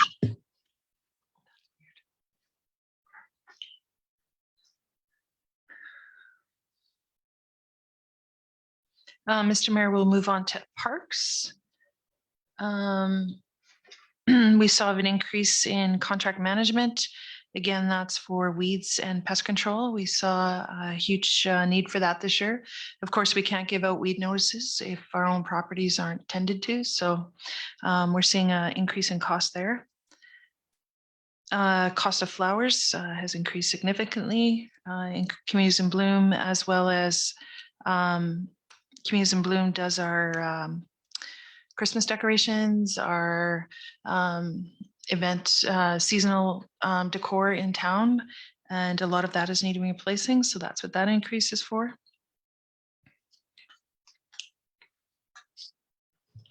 Just a Councilor George. question, if I may, on our campground rentals, and I noticed in one of your reports, when we went on site and they're going on to that website now to book their campgrounds, that's only for the electrical ones. Did we put everything on there or just the electrical outlet ones this year as well? Mr. Mayor, through Deputy Mayor, we actually had to increase our tenting sites, which we've never rented out. So yeah, all sites are gone through there. And as you know, the people that are booking pay a $5 fee to the holder of that online booking system. Okay, sounds good. So we're going to continue with that then, right? Yeah, staff was very happy with it. It reduced a lot of work in-house, and the people that use the system found it very easy to use. We still help a few that aren't as tech savvy, but I would say 90% of the people did their own bookings and adjustments. Awesome, sounds great, thanks. Thanks for the question, Deputy Mayor. Councilor George has a question. Contract management, I need an explanation why it's, $10,000 difference there. What type of work are we contracting out? Are we just having people assessing properties, making out reports, or physically cleaning up these areas, or what? That seems to be a awful high number for contract management if it's just assessment. Mr. Mayor, no, that is for weed control and pest control in our community. Is this weed control done by our summer staff, or is it we have somebody come in with a machine and cut these weeds? Or Mr. Tomashat, did you want to address this? Absolutely. Mr. Mayor, through to Councillor Campbell. So to answer that question really quickly is, so a lot of the weeds that we experience, if you recall, we'll go back to 2017, we did an initial spray that summer, and it's actually lasted 5 years, and that had to do with dandelions, any sort of broadleaf that was coming up into the grass. And I believe that the majority of council that was there in 17 is here tonight. I think you can see that made a big difference. So we need to keep those weeds in check. CEO Potter nailed it, that it's very hard for us to police others when we aren't policing ourselves. So we need to, it's been 5 years, it's time to do some more weed control. That price incorporates most of our grass in our green space area, as well as pest control. And I think that all of us have seen that we've had a tremendous increase in ground squirrels at the ball diamonds, ag ground specifically, and more so now in the campground. So just to be prudent, we want to make sure that we cover those costs going into 2022. so this is physical work that is actually done to enhance our parks. Then that's not more or less inspections and stuff. You answered my question. Thank you. Thank you. CEO Patty, there's a question on the, following up on Councillor George's question on the contracted management. Is that based on quotes, or is that just a kind of a guide as to the $10,000 increase? Or We have a contract with Strathcona County for pest control, so we know the hourly rate and we know the extra contracted services we needed this year. We went over our budget to manage the pests. And as well, Mr. Tomashak got estimates for the spraying of the town for the weed control and by a contractor. Okay, so that's a separate contractor, Yeah. not through Strathcona County. Okay, that seems like a fairly large increase for that. The Hopefully majority, we wiped out the ground squirrel population in the the whole majority of county. that, the majority of that is the contracted weed spraying that we only do every 5 years, right? Okay, yeah, I'm sure that one will come up again. Councillor George? Another question. I see an $8,000 increase in wages for parks with the new campground rental procedures that we have. That should have eliminated some of the work that we have to put into leasing the campground. There should have been a little bit of a decrease instead of an increase. So, Mr. Mayor, through Council Campbell, if you notice throughout Mr. Tomashek's budget, he continually moves wages around and reassigns where we're working more. And so you might see a decrease, say, in roads, and then an increase in parks. Am I accurate on that, Mr. Tomashek? No, you're absolutely accurate. And each year I try to determine where most of our hours are going and I adjust those accordingly. So as CAO had mentioned, you will see that change from department to department to department, or GL to GL, if you will. Other than those two things, I think your budget is pretty good. Patty, if I may, sorry. Council Wayne. Campground rentals, what was the actual income for that this year? Do you know that offhand? I do, actually. It was right around 50,000. Awesome, thank you. And there's lots of turnarounds in the area next year, so I'm hopeful that we get the same kind of figure. That was just my next question, thank you.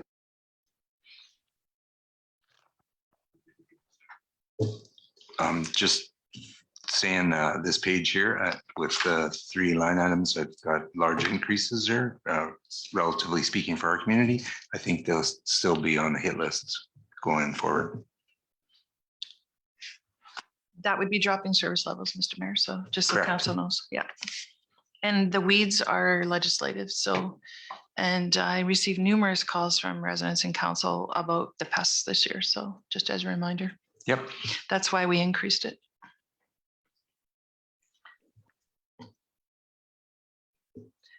Our Infinity Business Center, we reduced the rent. We're no longer offering a incubator contract. We are now just switching to space. So we've dropped the rent from 500 to 300. And we also are asking our tenants to clean themselves. We won't be providing janitorial service there. So you'll see the drop in the rent, but you'll also see the drop in contracted services, which we used to pay out as an expense. So we actually gained because we lost 2,400 rent, but we are no longer paying 3,200 in cleaning services. Patty, how are we advertising that to businesses as an opportunity to work on it? We do it through our website and we do scheduled feeds through social media. Heartland, I've done some advertising there, and as well through GEET and the Alberta Hub. So. Okay, thank you. And right now, currently, we only have the one person in there. Is that correct? That is correct, Mr. Aleko.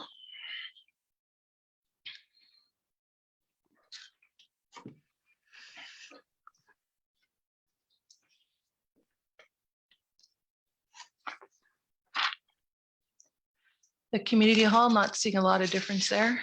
I just want to let council know that our community hall is in dire needs of some upgrades and We're going to be watching for grants, getting some estimates. A lot of the front entrance and kitchen needs upgrading, so we'll be looking at some grants for that.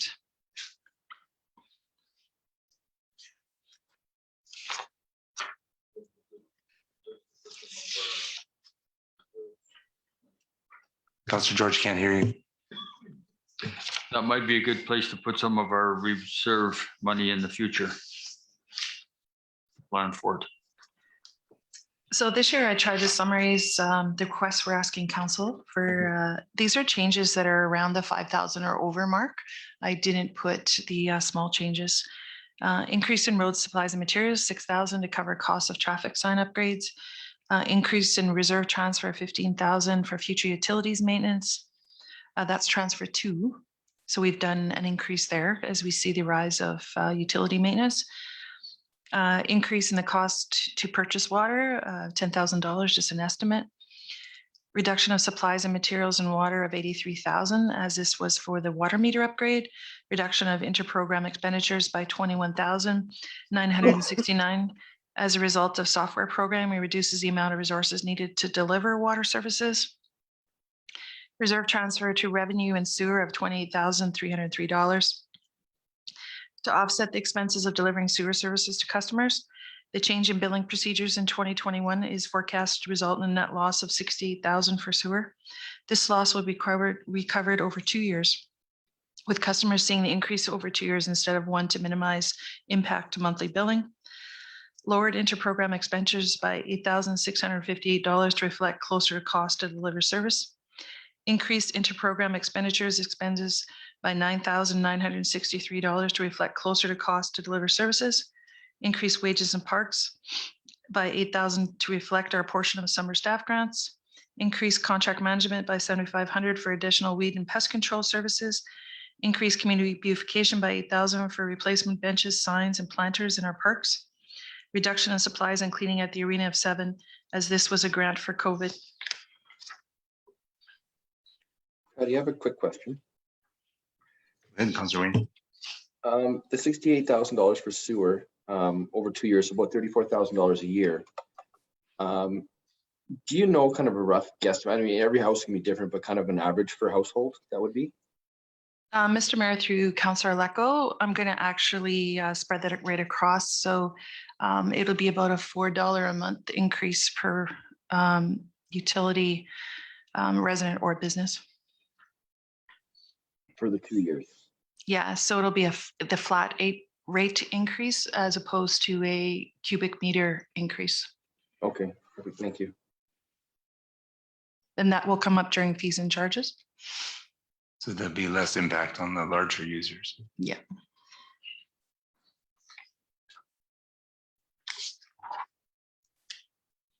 If there's nothing else, I'll move on to development and legislative services.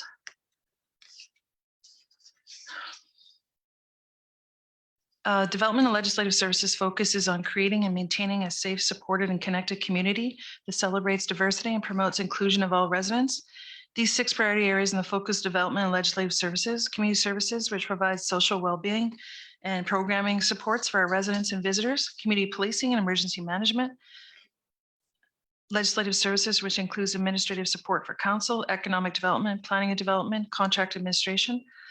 As a department with numerous public-facing services, COVID-19 has impacted the work of development and legislative services significantly, from keeping staff and patrons safe in our facilities to taking on emergency response leadership roles and providing community wellness supports. Focus for 2022.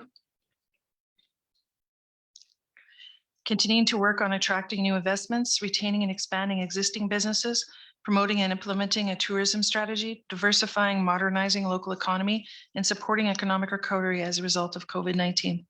Continuing to ensure residents are safe and connected through ongoing work with partnership with Lamont County, Family and Community Services, the RCMP, and community organizations. Continuing to adapt our recreations program and services to ensure our residents have appropriate and timely access.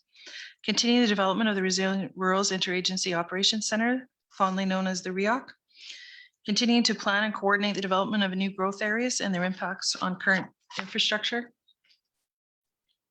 Some of the challenges: continuing to be agile and responsive to emergent and changing community needs, while continuing to provide recreation and culture services in a safe manner, ensuring staff wellness and safety while managing increased service capacity, increased complexity of needs for social supports, planning for the reduced revenue across multiple departments due to COVID-19 restrictions, while at the same time balancing fiscal pressures related to service delivery partnership cost increase, ever-changing red tape and government requirements that impact our responsibility as a municipality, putting more of a strain on existing resources.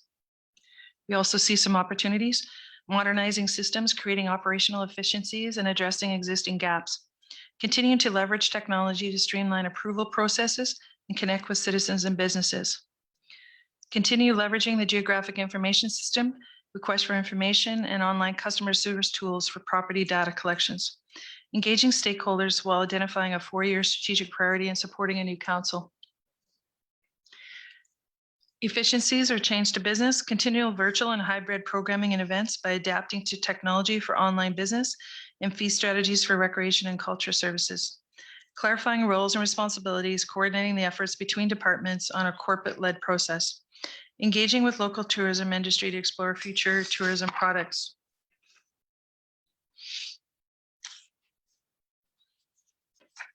First, we'll take a look at legislative services. Not a considerable change there. Any questions from council? Just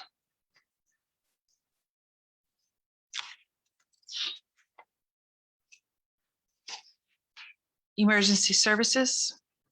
As you know, we contract this out to Lamont County. Sorry, Patty. Just go back to legislative services. Did we have a mayor supper last year? We did not, Deputy Mayor. So 2021, it'll be taken out of the final budget, eh? Mr. Mayor, through Deputy Mayor, nothing can be taken out of the operating budget. It will be a part of the surplus or help offset our overspending Right. or under revenue.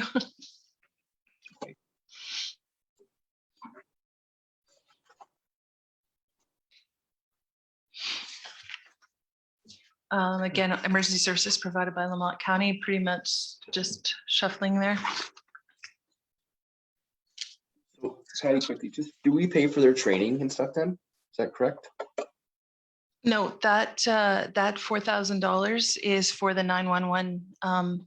So those expense accounts are all inclusive, rolled up expenditures, but that total 4,000 is for 911 services.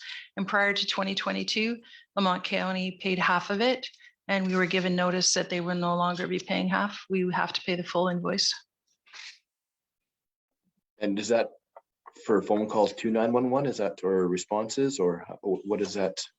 Yeah, that's ability for our residents to dial 911. Gotcha. Thank you.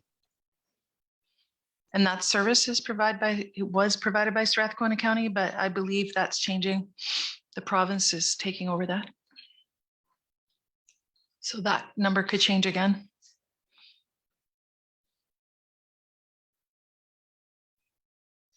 Emergency management, that large decrease, of course, was the pandemic grant that we got, the 110,000 that did the renovations and provided the radio connectivity between buildings.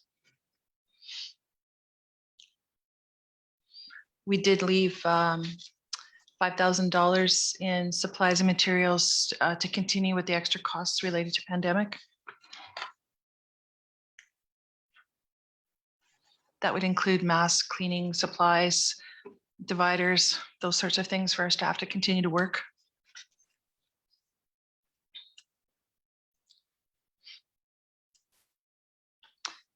This is where the RCMP invoice hits the ledger.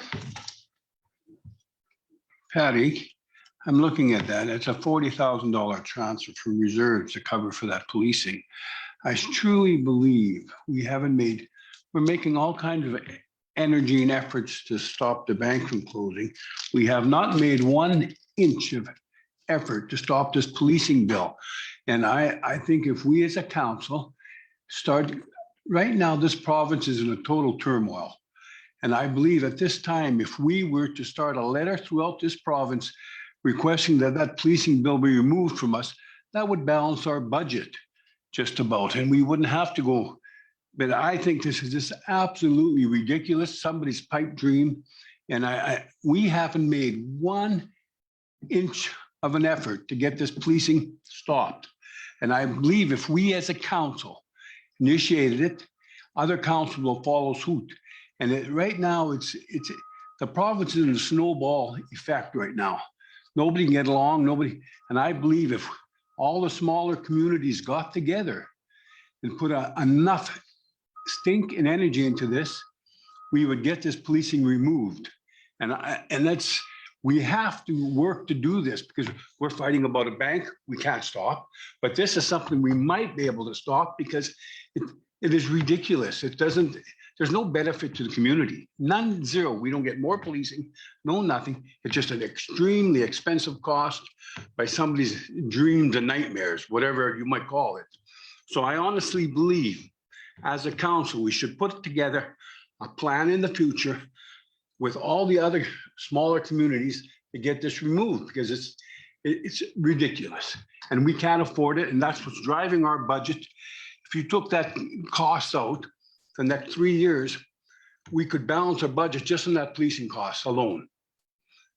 And we'd have an excess. So I think this is, the rest of the budget is pretty straightforward and in common sense. This is not common sense. And I honestly think we as a council should get together, put together something to show that this is not good. This is not good to our community. It's going to break our communities. I mean, we've lost our MSI grant, a portion of it, which is a huge portion.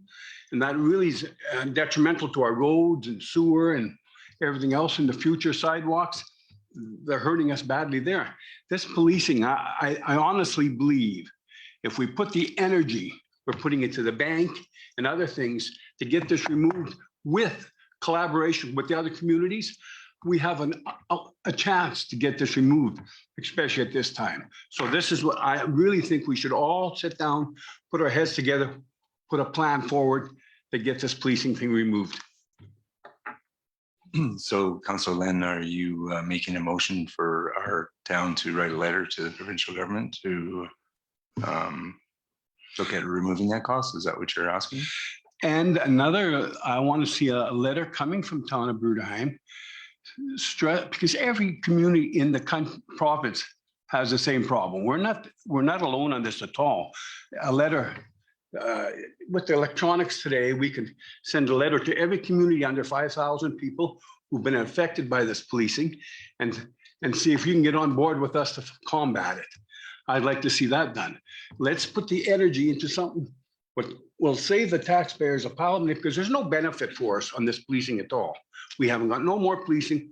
And I honestly think if we could start like a movement, and I don't have no problem Bruderheim being the first one to step up to the bat.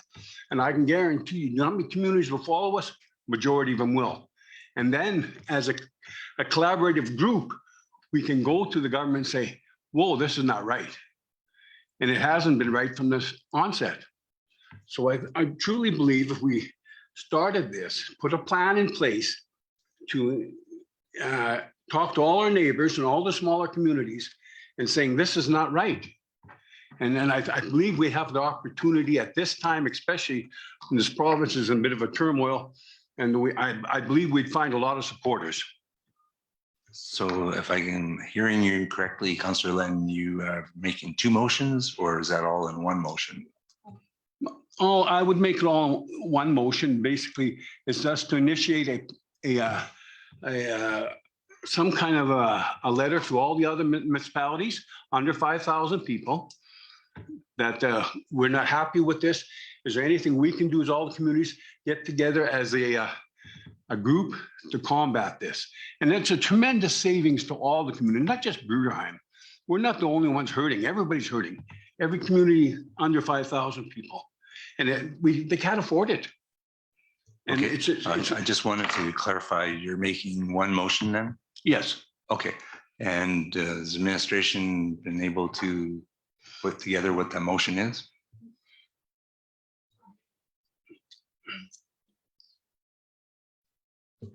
Mr. Mayor, best practice would be a notice of motion. Okay, so. I'll make a Councillor- notice motion, Okay, and then it'll be up for the next council meeting. A notice of motion, a letter to the communities under 5,000. Basically saying we're not happy with this additional cost. We can't afford it. It's putting our town in jeopardy. And we're looking for support.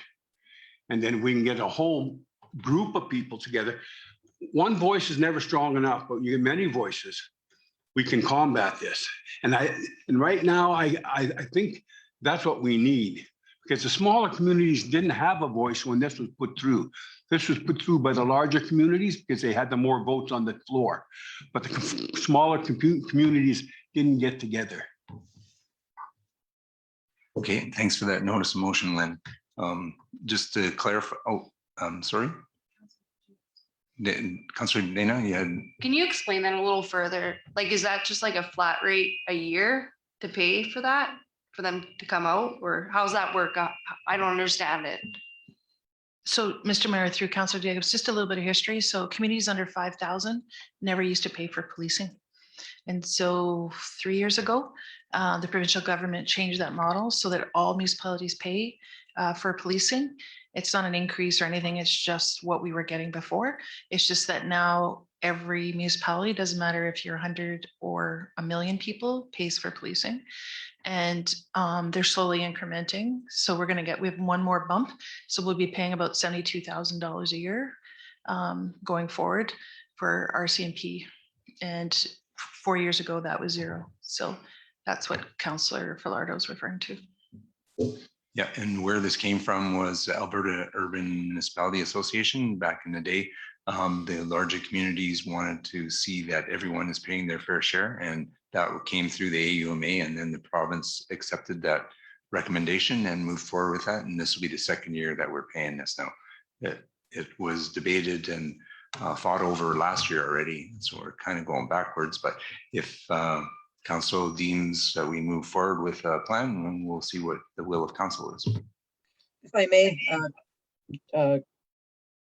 Mr. Mayor, probably 4 years plus ago, I remember it was debated very heavily at the AUMA. I was there, and Councillor Lee stood up and commented on it very strongly from the town's point of view. And all the small towns did agree it's too hard on us.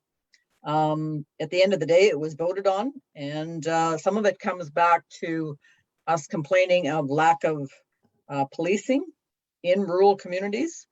And so it was put together. And so there was a big fight on. A lot of small communities under 5,000 were against it. We voiced our opinion, our concern. We went to the minister, went to AMUA. We talked about it, but it didn't help us, unfortunately. So I appreciate Councillor Falardeau's passion on the project, on the money, and I agree with him. But the problem is, at the end of the day, we were downvoted. So I'm not sure if it's worth re-looking at again, or I thought just something past history there. Thank you for that clarification, Deputy Mayor Judy. Councillor George. What would be repercussions if we were not to pay this $40,000? We would lose quite a bit of our police service, right? Mr. Mayor, through Councillor Campbell, as a municipality, as you know, we are governed by the province. We have no ability not to pay our bills. That is correct. I know it's a lot of money, but even at the rate that we're charged right now, it's only about 70% of what one officer's wages are when it comes to full term, 72,000.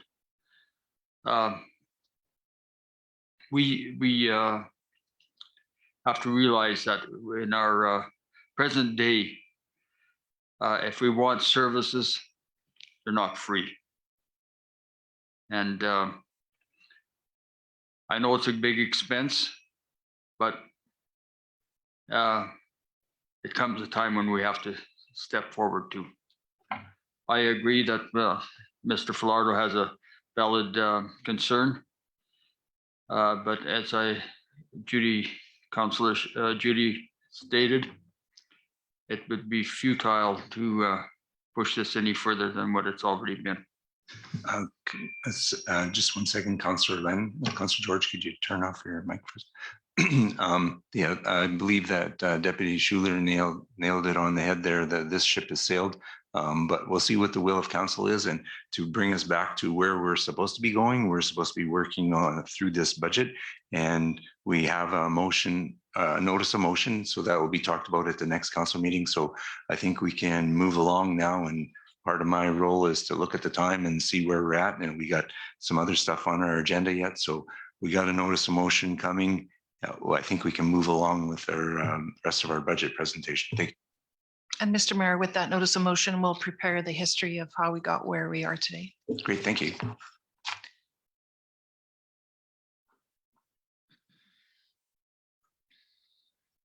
Family Community Support Services, not seeing any change there. Again, we contract that out to Lamont County. They receive a grant directly from the province to help provide services to us.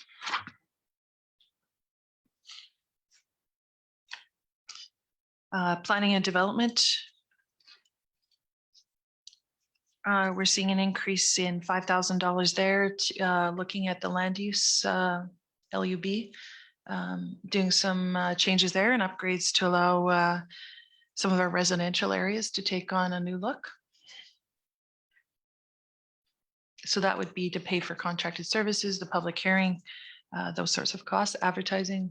Oh, sorry, not advertising. That would be up in advertising.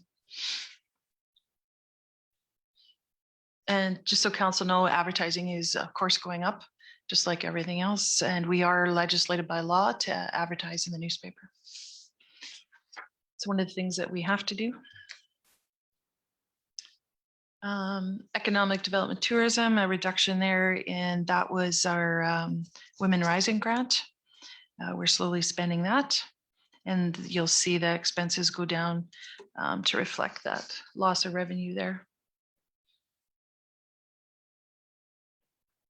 And an increase in our advertising promotions.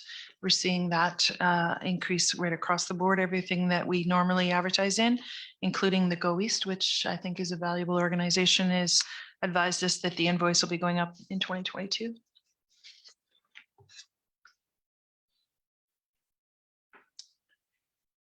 Community programming.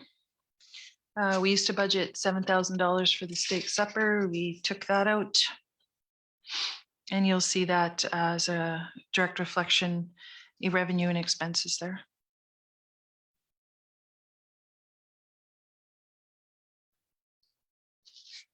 Question on that community programming. Is this where any costs would come from with the Youth Advisory Committee? That's correct, Mr. Mayor. So which line item? I believe that, do you know off the top of your head? I have the worksheets here. I'll just look.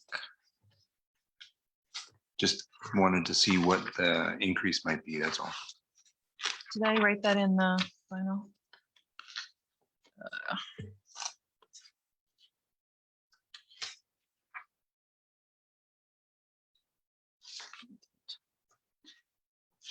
Because that one looks like it's just the same as last year's budget, right?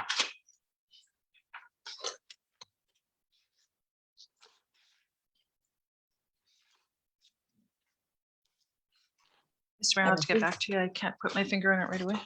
Okay, thank you. I do have it in here, so.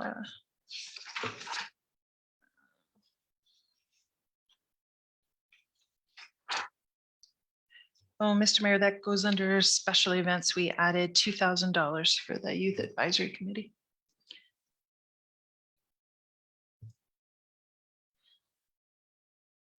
Okay, so I'm just trying to line up the line items here. Is that the one that says 5,000? Yeah, Mr. Mayor, that's correct. Okay.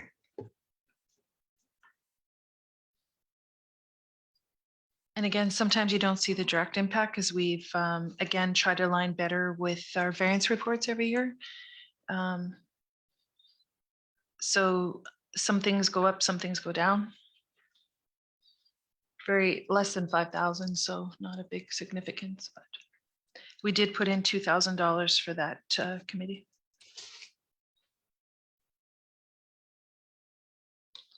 So not a lot change requests here for council. We've reduced supplies and materials by 110,000. I'm pretty sure you're okay with that, as that was a grant.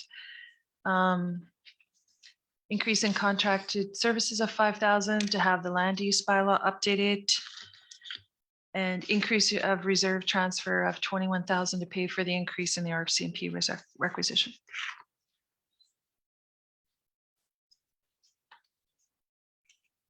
And if there's no more questions, I'll move to corporate services. Corporate services at the core of the town of Bruderheim's administration, providing internal services and advice to all departments to maximize effectiveness and coordination and respond to the needs of residents. This department's efforts allow other departments to concentrate on delivering services to citizens. The Corporate Services Department provides leadership and oversight that promotes long-term fiscal sustainability for the town. The department performs vital support roles that help the organizational successful delivery of programs and services that meet the needs of the community. From financial reporting to financial analysis, corporate performance measurement, this department provides the information expertise to support evidence-based decisions. Through facilitation of the corporate budget process, corporate services helps the organization align its operations, activities, and financial resources to achieve its strategic goals. Some of the main functions of corporate services: assessment of municipal property taxes, investment income, corporately managed grants, corporate insurance, organizational employee payroll and benefits, long-term debt repayment, corporate reserve transfer, budget allowances, and the year-end audit. Focus for 2022, maintaining core services and delivering on work plan objectives, implementing a corporate asset management program across all departments responsible for capital assets, continual development of online services for our residents and business partners, continuing to review the utility expenses, establishing clear objectives for each of the utility line of business. Some of the challenges: monitoring, responding to organizational financial impacts arising from unforeseen economic conditions, ensuring the town of Bruderheim is flexible in its response to future decisions by other levels of government. The ability for customers to do business online has created a different line of business that had to be resourced. The reduction of staff in the administrative office has put a portion of these duties on corporate services staff. Opportunities: modernizing systems, creating operational efficiencies, and addressing existing gaps. Continuing to research and demo technology to help reduce workloads and strain on staffing resources. Looking at contracted services to provide services that were previously done internally. For example, the campground bookings was outsourced in 2021. Efficiencies or changes to business, eliminating manual and duplicate processes, streamlining planning and budgeting processes, developing a comprehensive resource plan for capital projects, developing and promoting cross-training opportunities, prioritizing and sharing of resources. So general administration. This one's a little misleading because this is where all the tax money goes in administration. And of course, a lot of that money is used for other services. Again, grant revenue, that's all related to the pandemic grants. The interprogram revenues, that's the reduction I talked about. It doesn't cost as much for administer the water utility program. So we reduced that revenue by 20,000.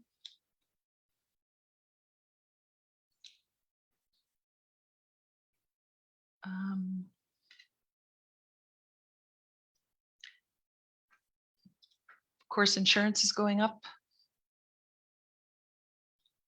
See an increase in or reduction in wages. To get the budget down, we reduced the casual admin. Actually eliminated it. Any questions on that? It's a pretty big sheet of numbers. Yeah, just one question. Notice that the school number doesn't change into 2022. Do you got a feeling that that's not going to change, or that's just a ballpark? I think last year we got notification that it was remaining the same, right? And then we don't know what it's going to be for 2022, so we kept it the same. Last year they kept it the same as 2020, right? Yeah. Okay. So that just number going on can best. change. Yeah. it could go up. But again, that doesn't affect the operating budget because that will be direct impact to residents.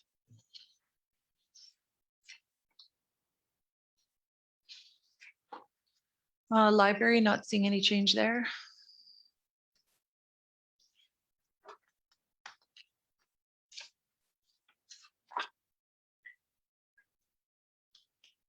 Not expected to sell or buy any land.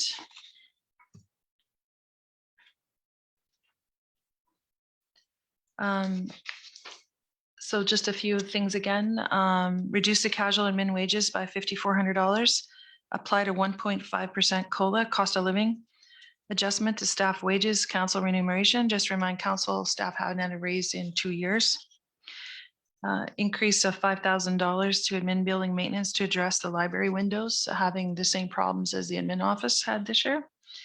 Reducing the equipment lease by $5,000 as our computer purchase contract is paid up. And of course, we reduced the general election by 5,000 as there won't be a municipal election in 2022.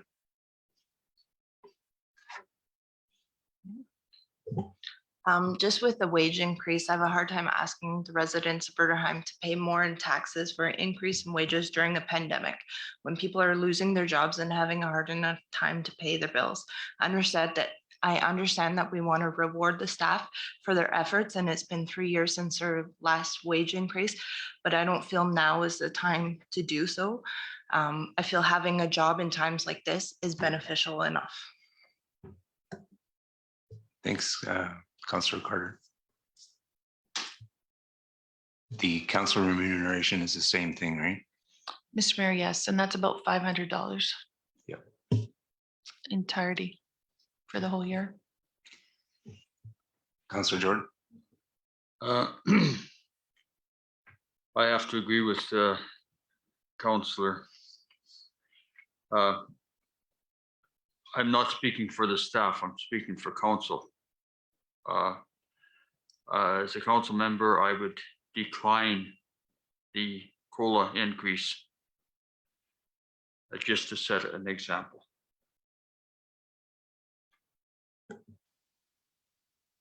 Thanks, Councillor George.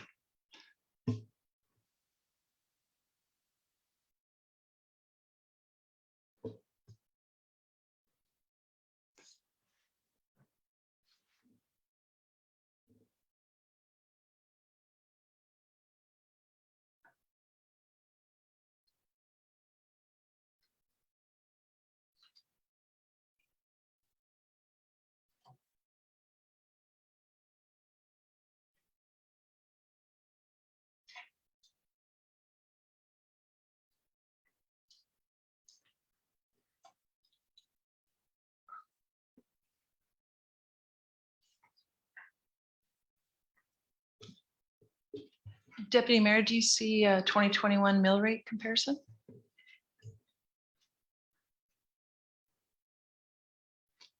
CEO Patty, for the benefit of those new councillors and for the folks watching, can you just give a little bit of a explanation on mill rate so folks know what? As Deputy Mayor, can you see that, or Councillor Lecco? Does it say mill rate comparison? Yeah. Okay, thank you. Sorry, I just want to make sure I had it right. So the mill rate is set after the assessment comes in the spring, and after the tax rate bylaw is approved, then the mill rate's calculated based on assessment and the budget. And so I thought it might be a little bit of a value to see the history of 2021, what the mill rates looked like around the region. Some interesting comparisons there. So when you see one like Lamont County so low, what is that telling you, CAO Patty? That they have a large industrial and commercial draw, that their rates are higher, and they draw a significant amount from that to offset. Thank you. I'm just guessing. Because when you look at Strathcona County, which we can't see, it's a low figure comparatively speaking than a bunch of the other municipalities. Yeah.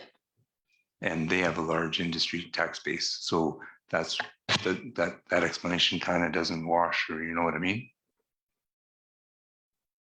Yeah, Because they have a larger Is it because they have a larger base across the board, or? Sorry, Mr. Mayor, I don't know why theirs is so low. Yeah, I was just curious. Thank you.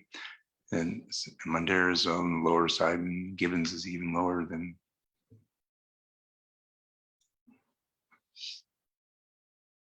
I was just trying to understand what you're trying to tell us with that.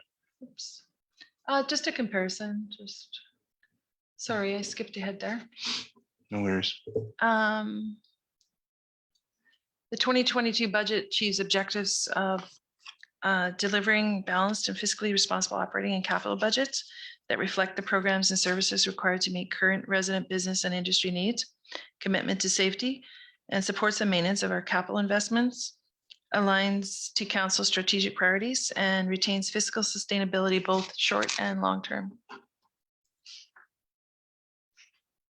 Impact to the average household at the current suggested 3.9% is 85. So the average house in Bruderheim assesses at about 214,000, which is about $85 a year or $7.08 a month.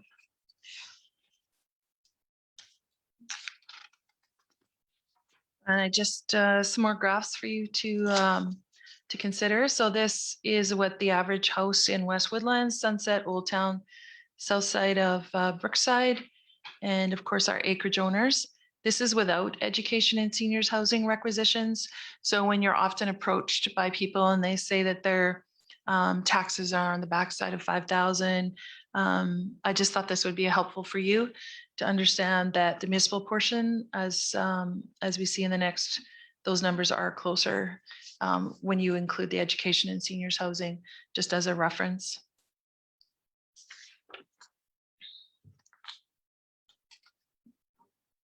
And again, those are compared with the 2021-22 increase.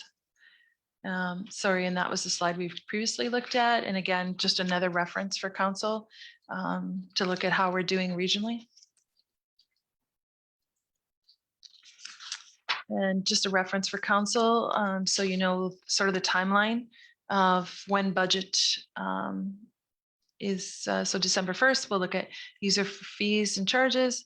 2022 capital budget, and the capital budget is different. Just for people that are listening, the capital budget can come back to council multiple times throughout a year for adjustments and changes, where the final operating budget that we do in May cannot be changed. That's that's it, the budget, that's just the way the MJ reads. And so when unexpected things come up, that's when we come to council for operating. If something comes up that we didn't anticipate, we would come to council for a reserve transfer. That's a little bit of a different thing.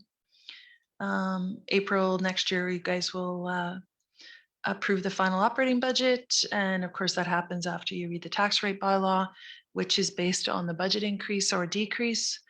And May 4th, we do the tax rate bylaw, second and third reading, and tax notices have to go by the end of May. That's legislated. That's how those timelines are established. And that's the end of our presentation, Mr. Mayor. If there's any more questions. Patty, if I may, sorry. I was just saying, go ahead, Councilor Wayne. Okay. Do you want to just kind of go over so that everybody's on the same page, what 1% equals and kind of where we're at with 3.9%? Mr. Mayor, through Councilor Lecco. So as I was working with the budget, it is around 10,000, but it depends if it's a revenue or an expense. But it is around 1% is about 10,000.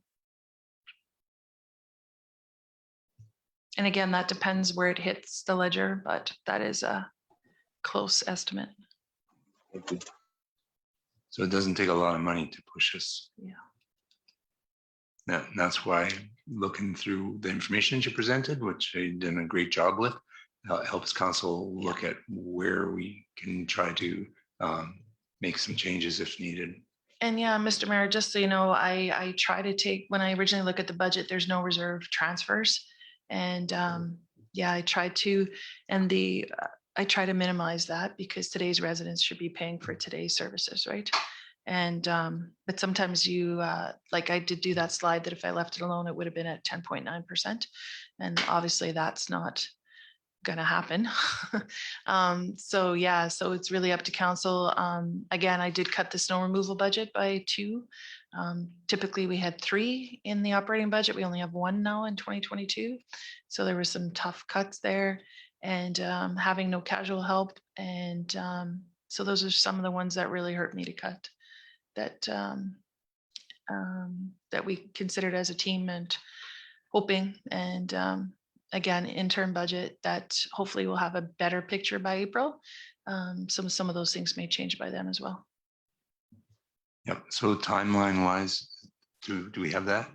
Where we're at in the timeline? I was just wanted to review that. And while you're bringing that up on the screen, I just wanted to circle back to what Councillor Ashley brought up about the increase for folks working for the town.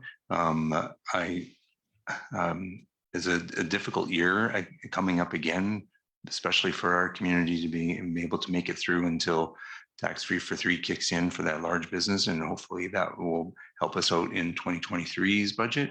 But like, I know at my work, they have announced that there's another 25 positions getting let go, and those folks will know who they are by February, and then by July they'll be gone. And so there's still lots of tough times for folks out there. And I realize it, and like, I get it about wanting to pay your employees what they deserve, and paying our council what they deserved for pay.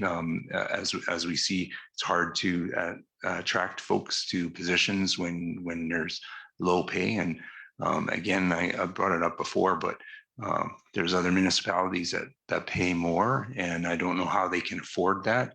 But for our community, we got some pretty tough decisions to make for next year's budget. And I think I would align myself to what Councillor Ashley was saying about the wage increases. Unfortunately, as much as it pains me to say that, it's a difficult decision to make. And there's some other numbers in our budget there.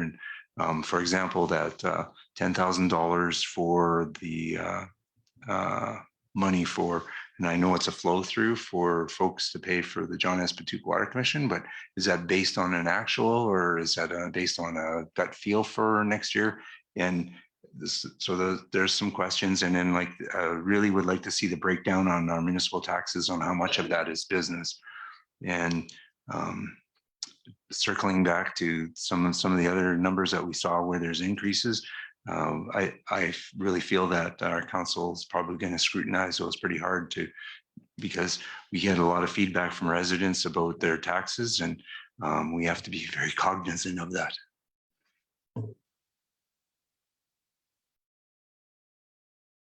That's the timeline right there that you got on the screen. Yeah, so That's correct, Mr. Mayor. the user fees and charges is coming, and then capital budget, and then the middle of the month, we're looking at the interim approval. Yes, Mr. Mayor, and we do need that approval before the end of the year. I can't pay the light bill in January. Yep, same thing as usual. I just wanted to make sure everybody was aware. Thanks. So do we need a motion to accept this as information? Yes, Mr. Mayor. So we'll be looking for someone to make a motion. I was looking at Councillor Wayne because I missed you last time. So Councillor Wayne. That town council accept the 2022 interim operating budget as information. Mr. Mayor, could we do a friendly amendment, the recommended interim? if you don't mind? Recommended. Yes, okay. The interim, council accept the 2022 interim operating recommended budget as information. Okay, thank you for that motion, Councillor Wayne. Any comments, questions, or concerns from council on that motion? Deputy Mayor Judy. Only one. Thank you very much for the information, Patty. Gives us lots to look at, some numbers to think about and crunch in our head, and good job on putting that together for us to make it easy. Yeah, well, Thank you, well Deputy said. Mayor. Yeah, and I think it was good feedback from council, hopefully for administration as well. So is there any other comments, questions, or concerns with that motion? Once again, thanks very much. I know you guys put a lot of effort into making this happen, and very well done. Thanks. I can remember when Troy was CIO, and the one year he put this fancy Excel spreadsheet on the screen and he said, okay, these are all the things that you guys want. And it was like a 60% tax increase or something. So we had to whittle that down. So you've done some of the whittling for us already. Thank you. So if there's no other comments, questions, or concerns, we'll call for a vote. Anyone opposed to the motion? And the motion's carried. So now we can move on to council committee reports. And do we need a comfort break? So would you like just make a motion to have a comfort break? Yeah, that doesn't come up next. To go ahead. Can I make a motion to, for a comfort break, 5 minutes, 10 minutes? Oh. Yes, thank you for that motion. Thank you. Any comments, questions, or concerns from council with that motion? Haven't heard none. We'll call for a vote. Anyone opposed to the motion? And the motion's carried. So we have a recess for 5 minutes. Thank you.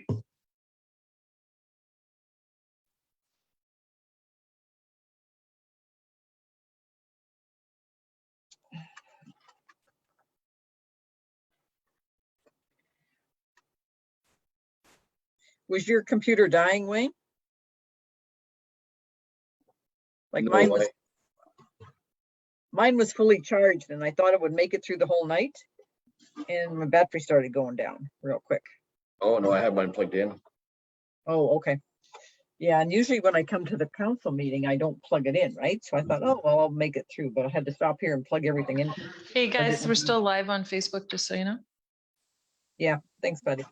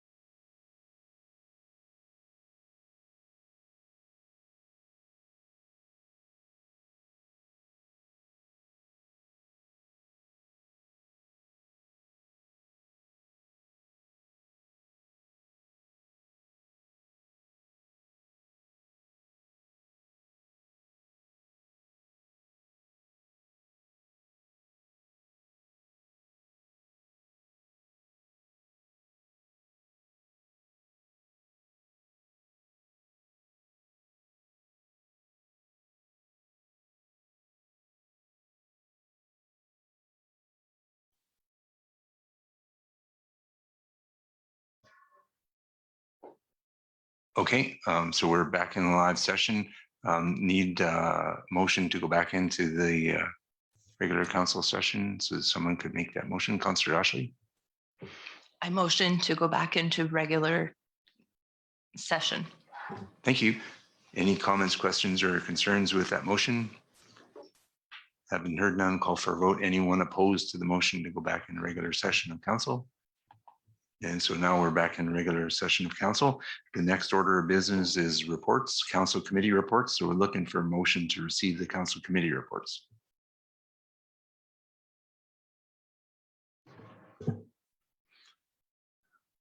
That council received the council committee reports as information. Thanks for that motion, Councillor Lynn. Any comments, questions, or concerns from council with that motion? Haven't heard none. We'll call for a vote. Anyone opposed to receiving the council committee reports as information motion?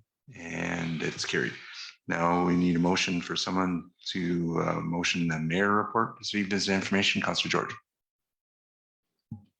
I make a motion that we, the council receive the mayor's report as information. Thanks for that motion, Councillor George. Any comments, questions, or concerns with that motion? I just wanted to add a couple of things that we're missing because when I did the report up, I hadn't done them yet. Deputy Mayor Judy and I met on Sunday afternoon with the seniors to discuss their some of their issues that they're having.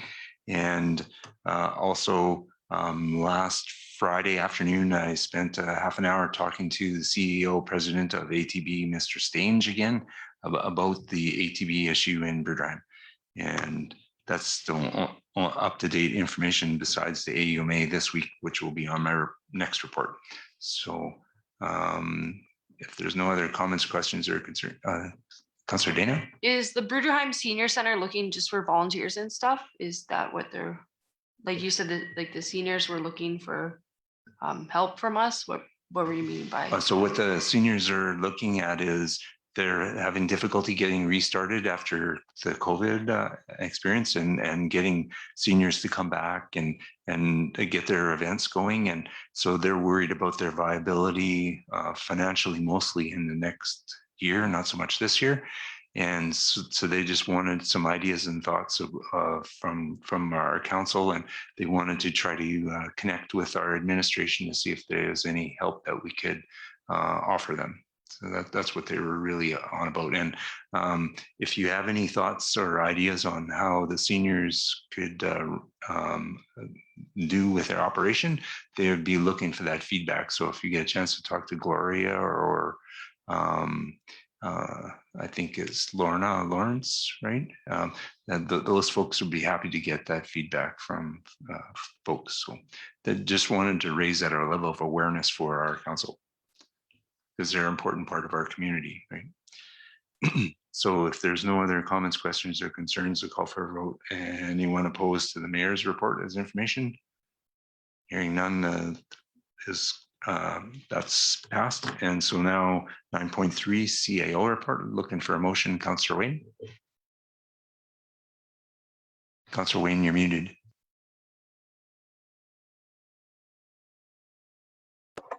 There we go. Sorry. The town council received the CAO report as information.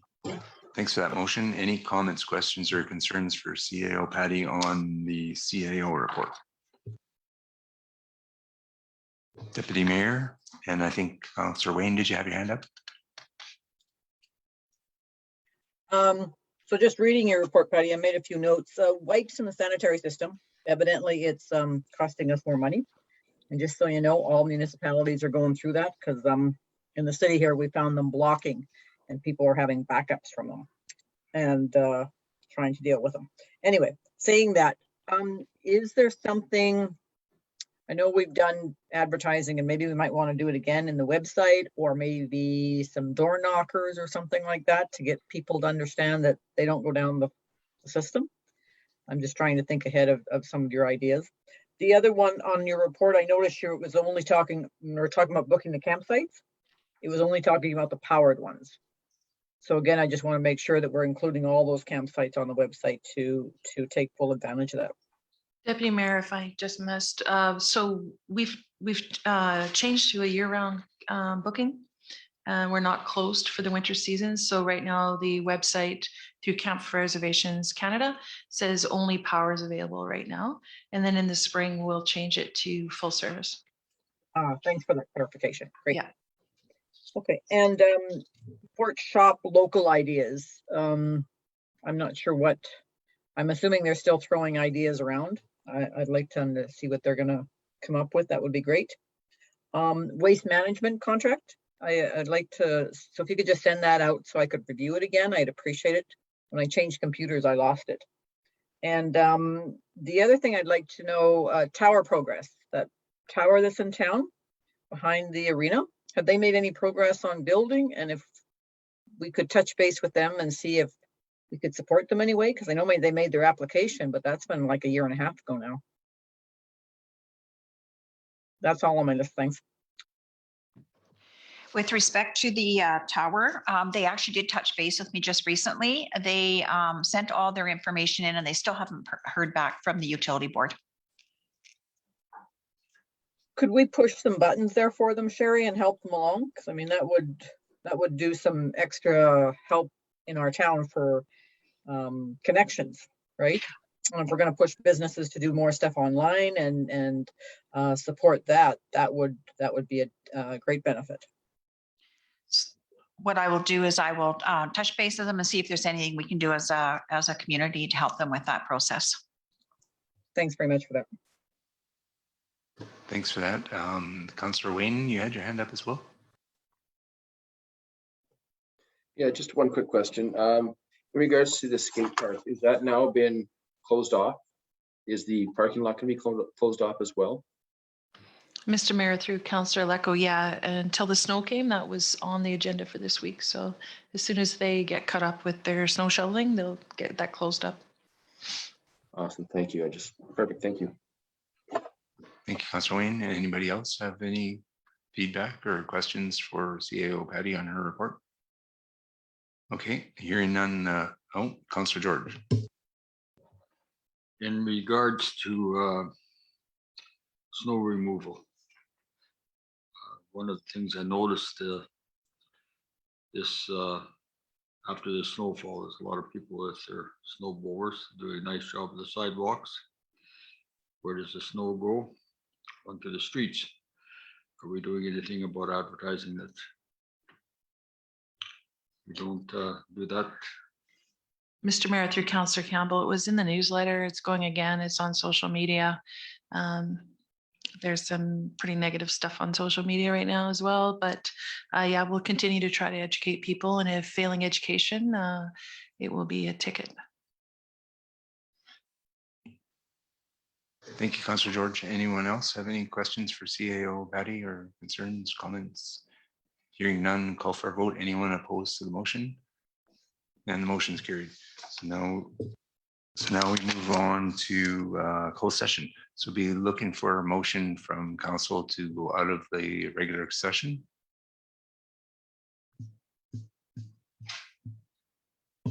Deputy Mayor. I make that motion that we go out of public session. Thanks for that motion. Any comments, questions, or concerns from council with that motion? Hearing none, call for a vote. Anyone opposed? And the motion's carried. So now we need a motion to go into closed session. Councillor Wynne. Make a motion to go into closed session. Thank you for that motion. Any comments, questions, or concerns from council with that motion? Hearing none, call for a vote. Anyone opposed to that motion? And that motion's carried. So now we're in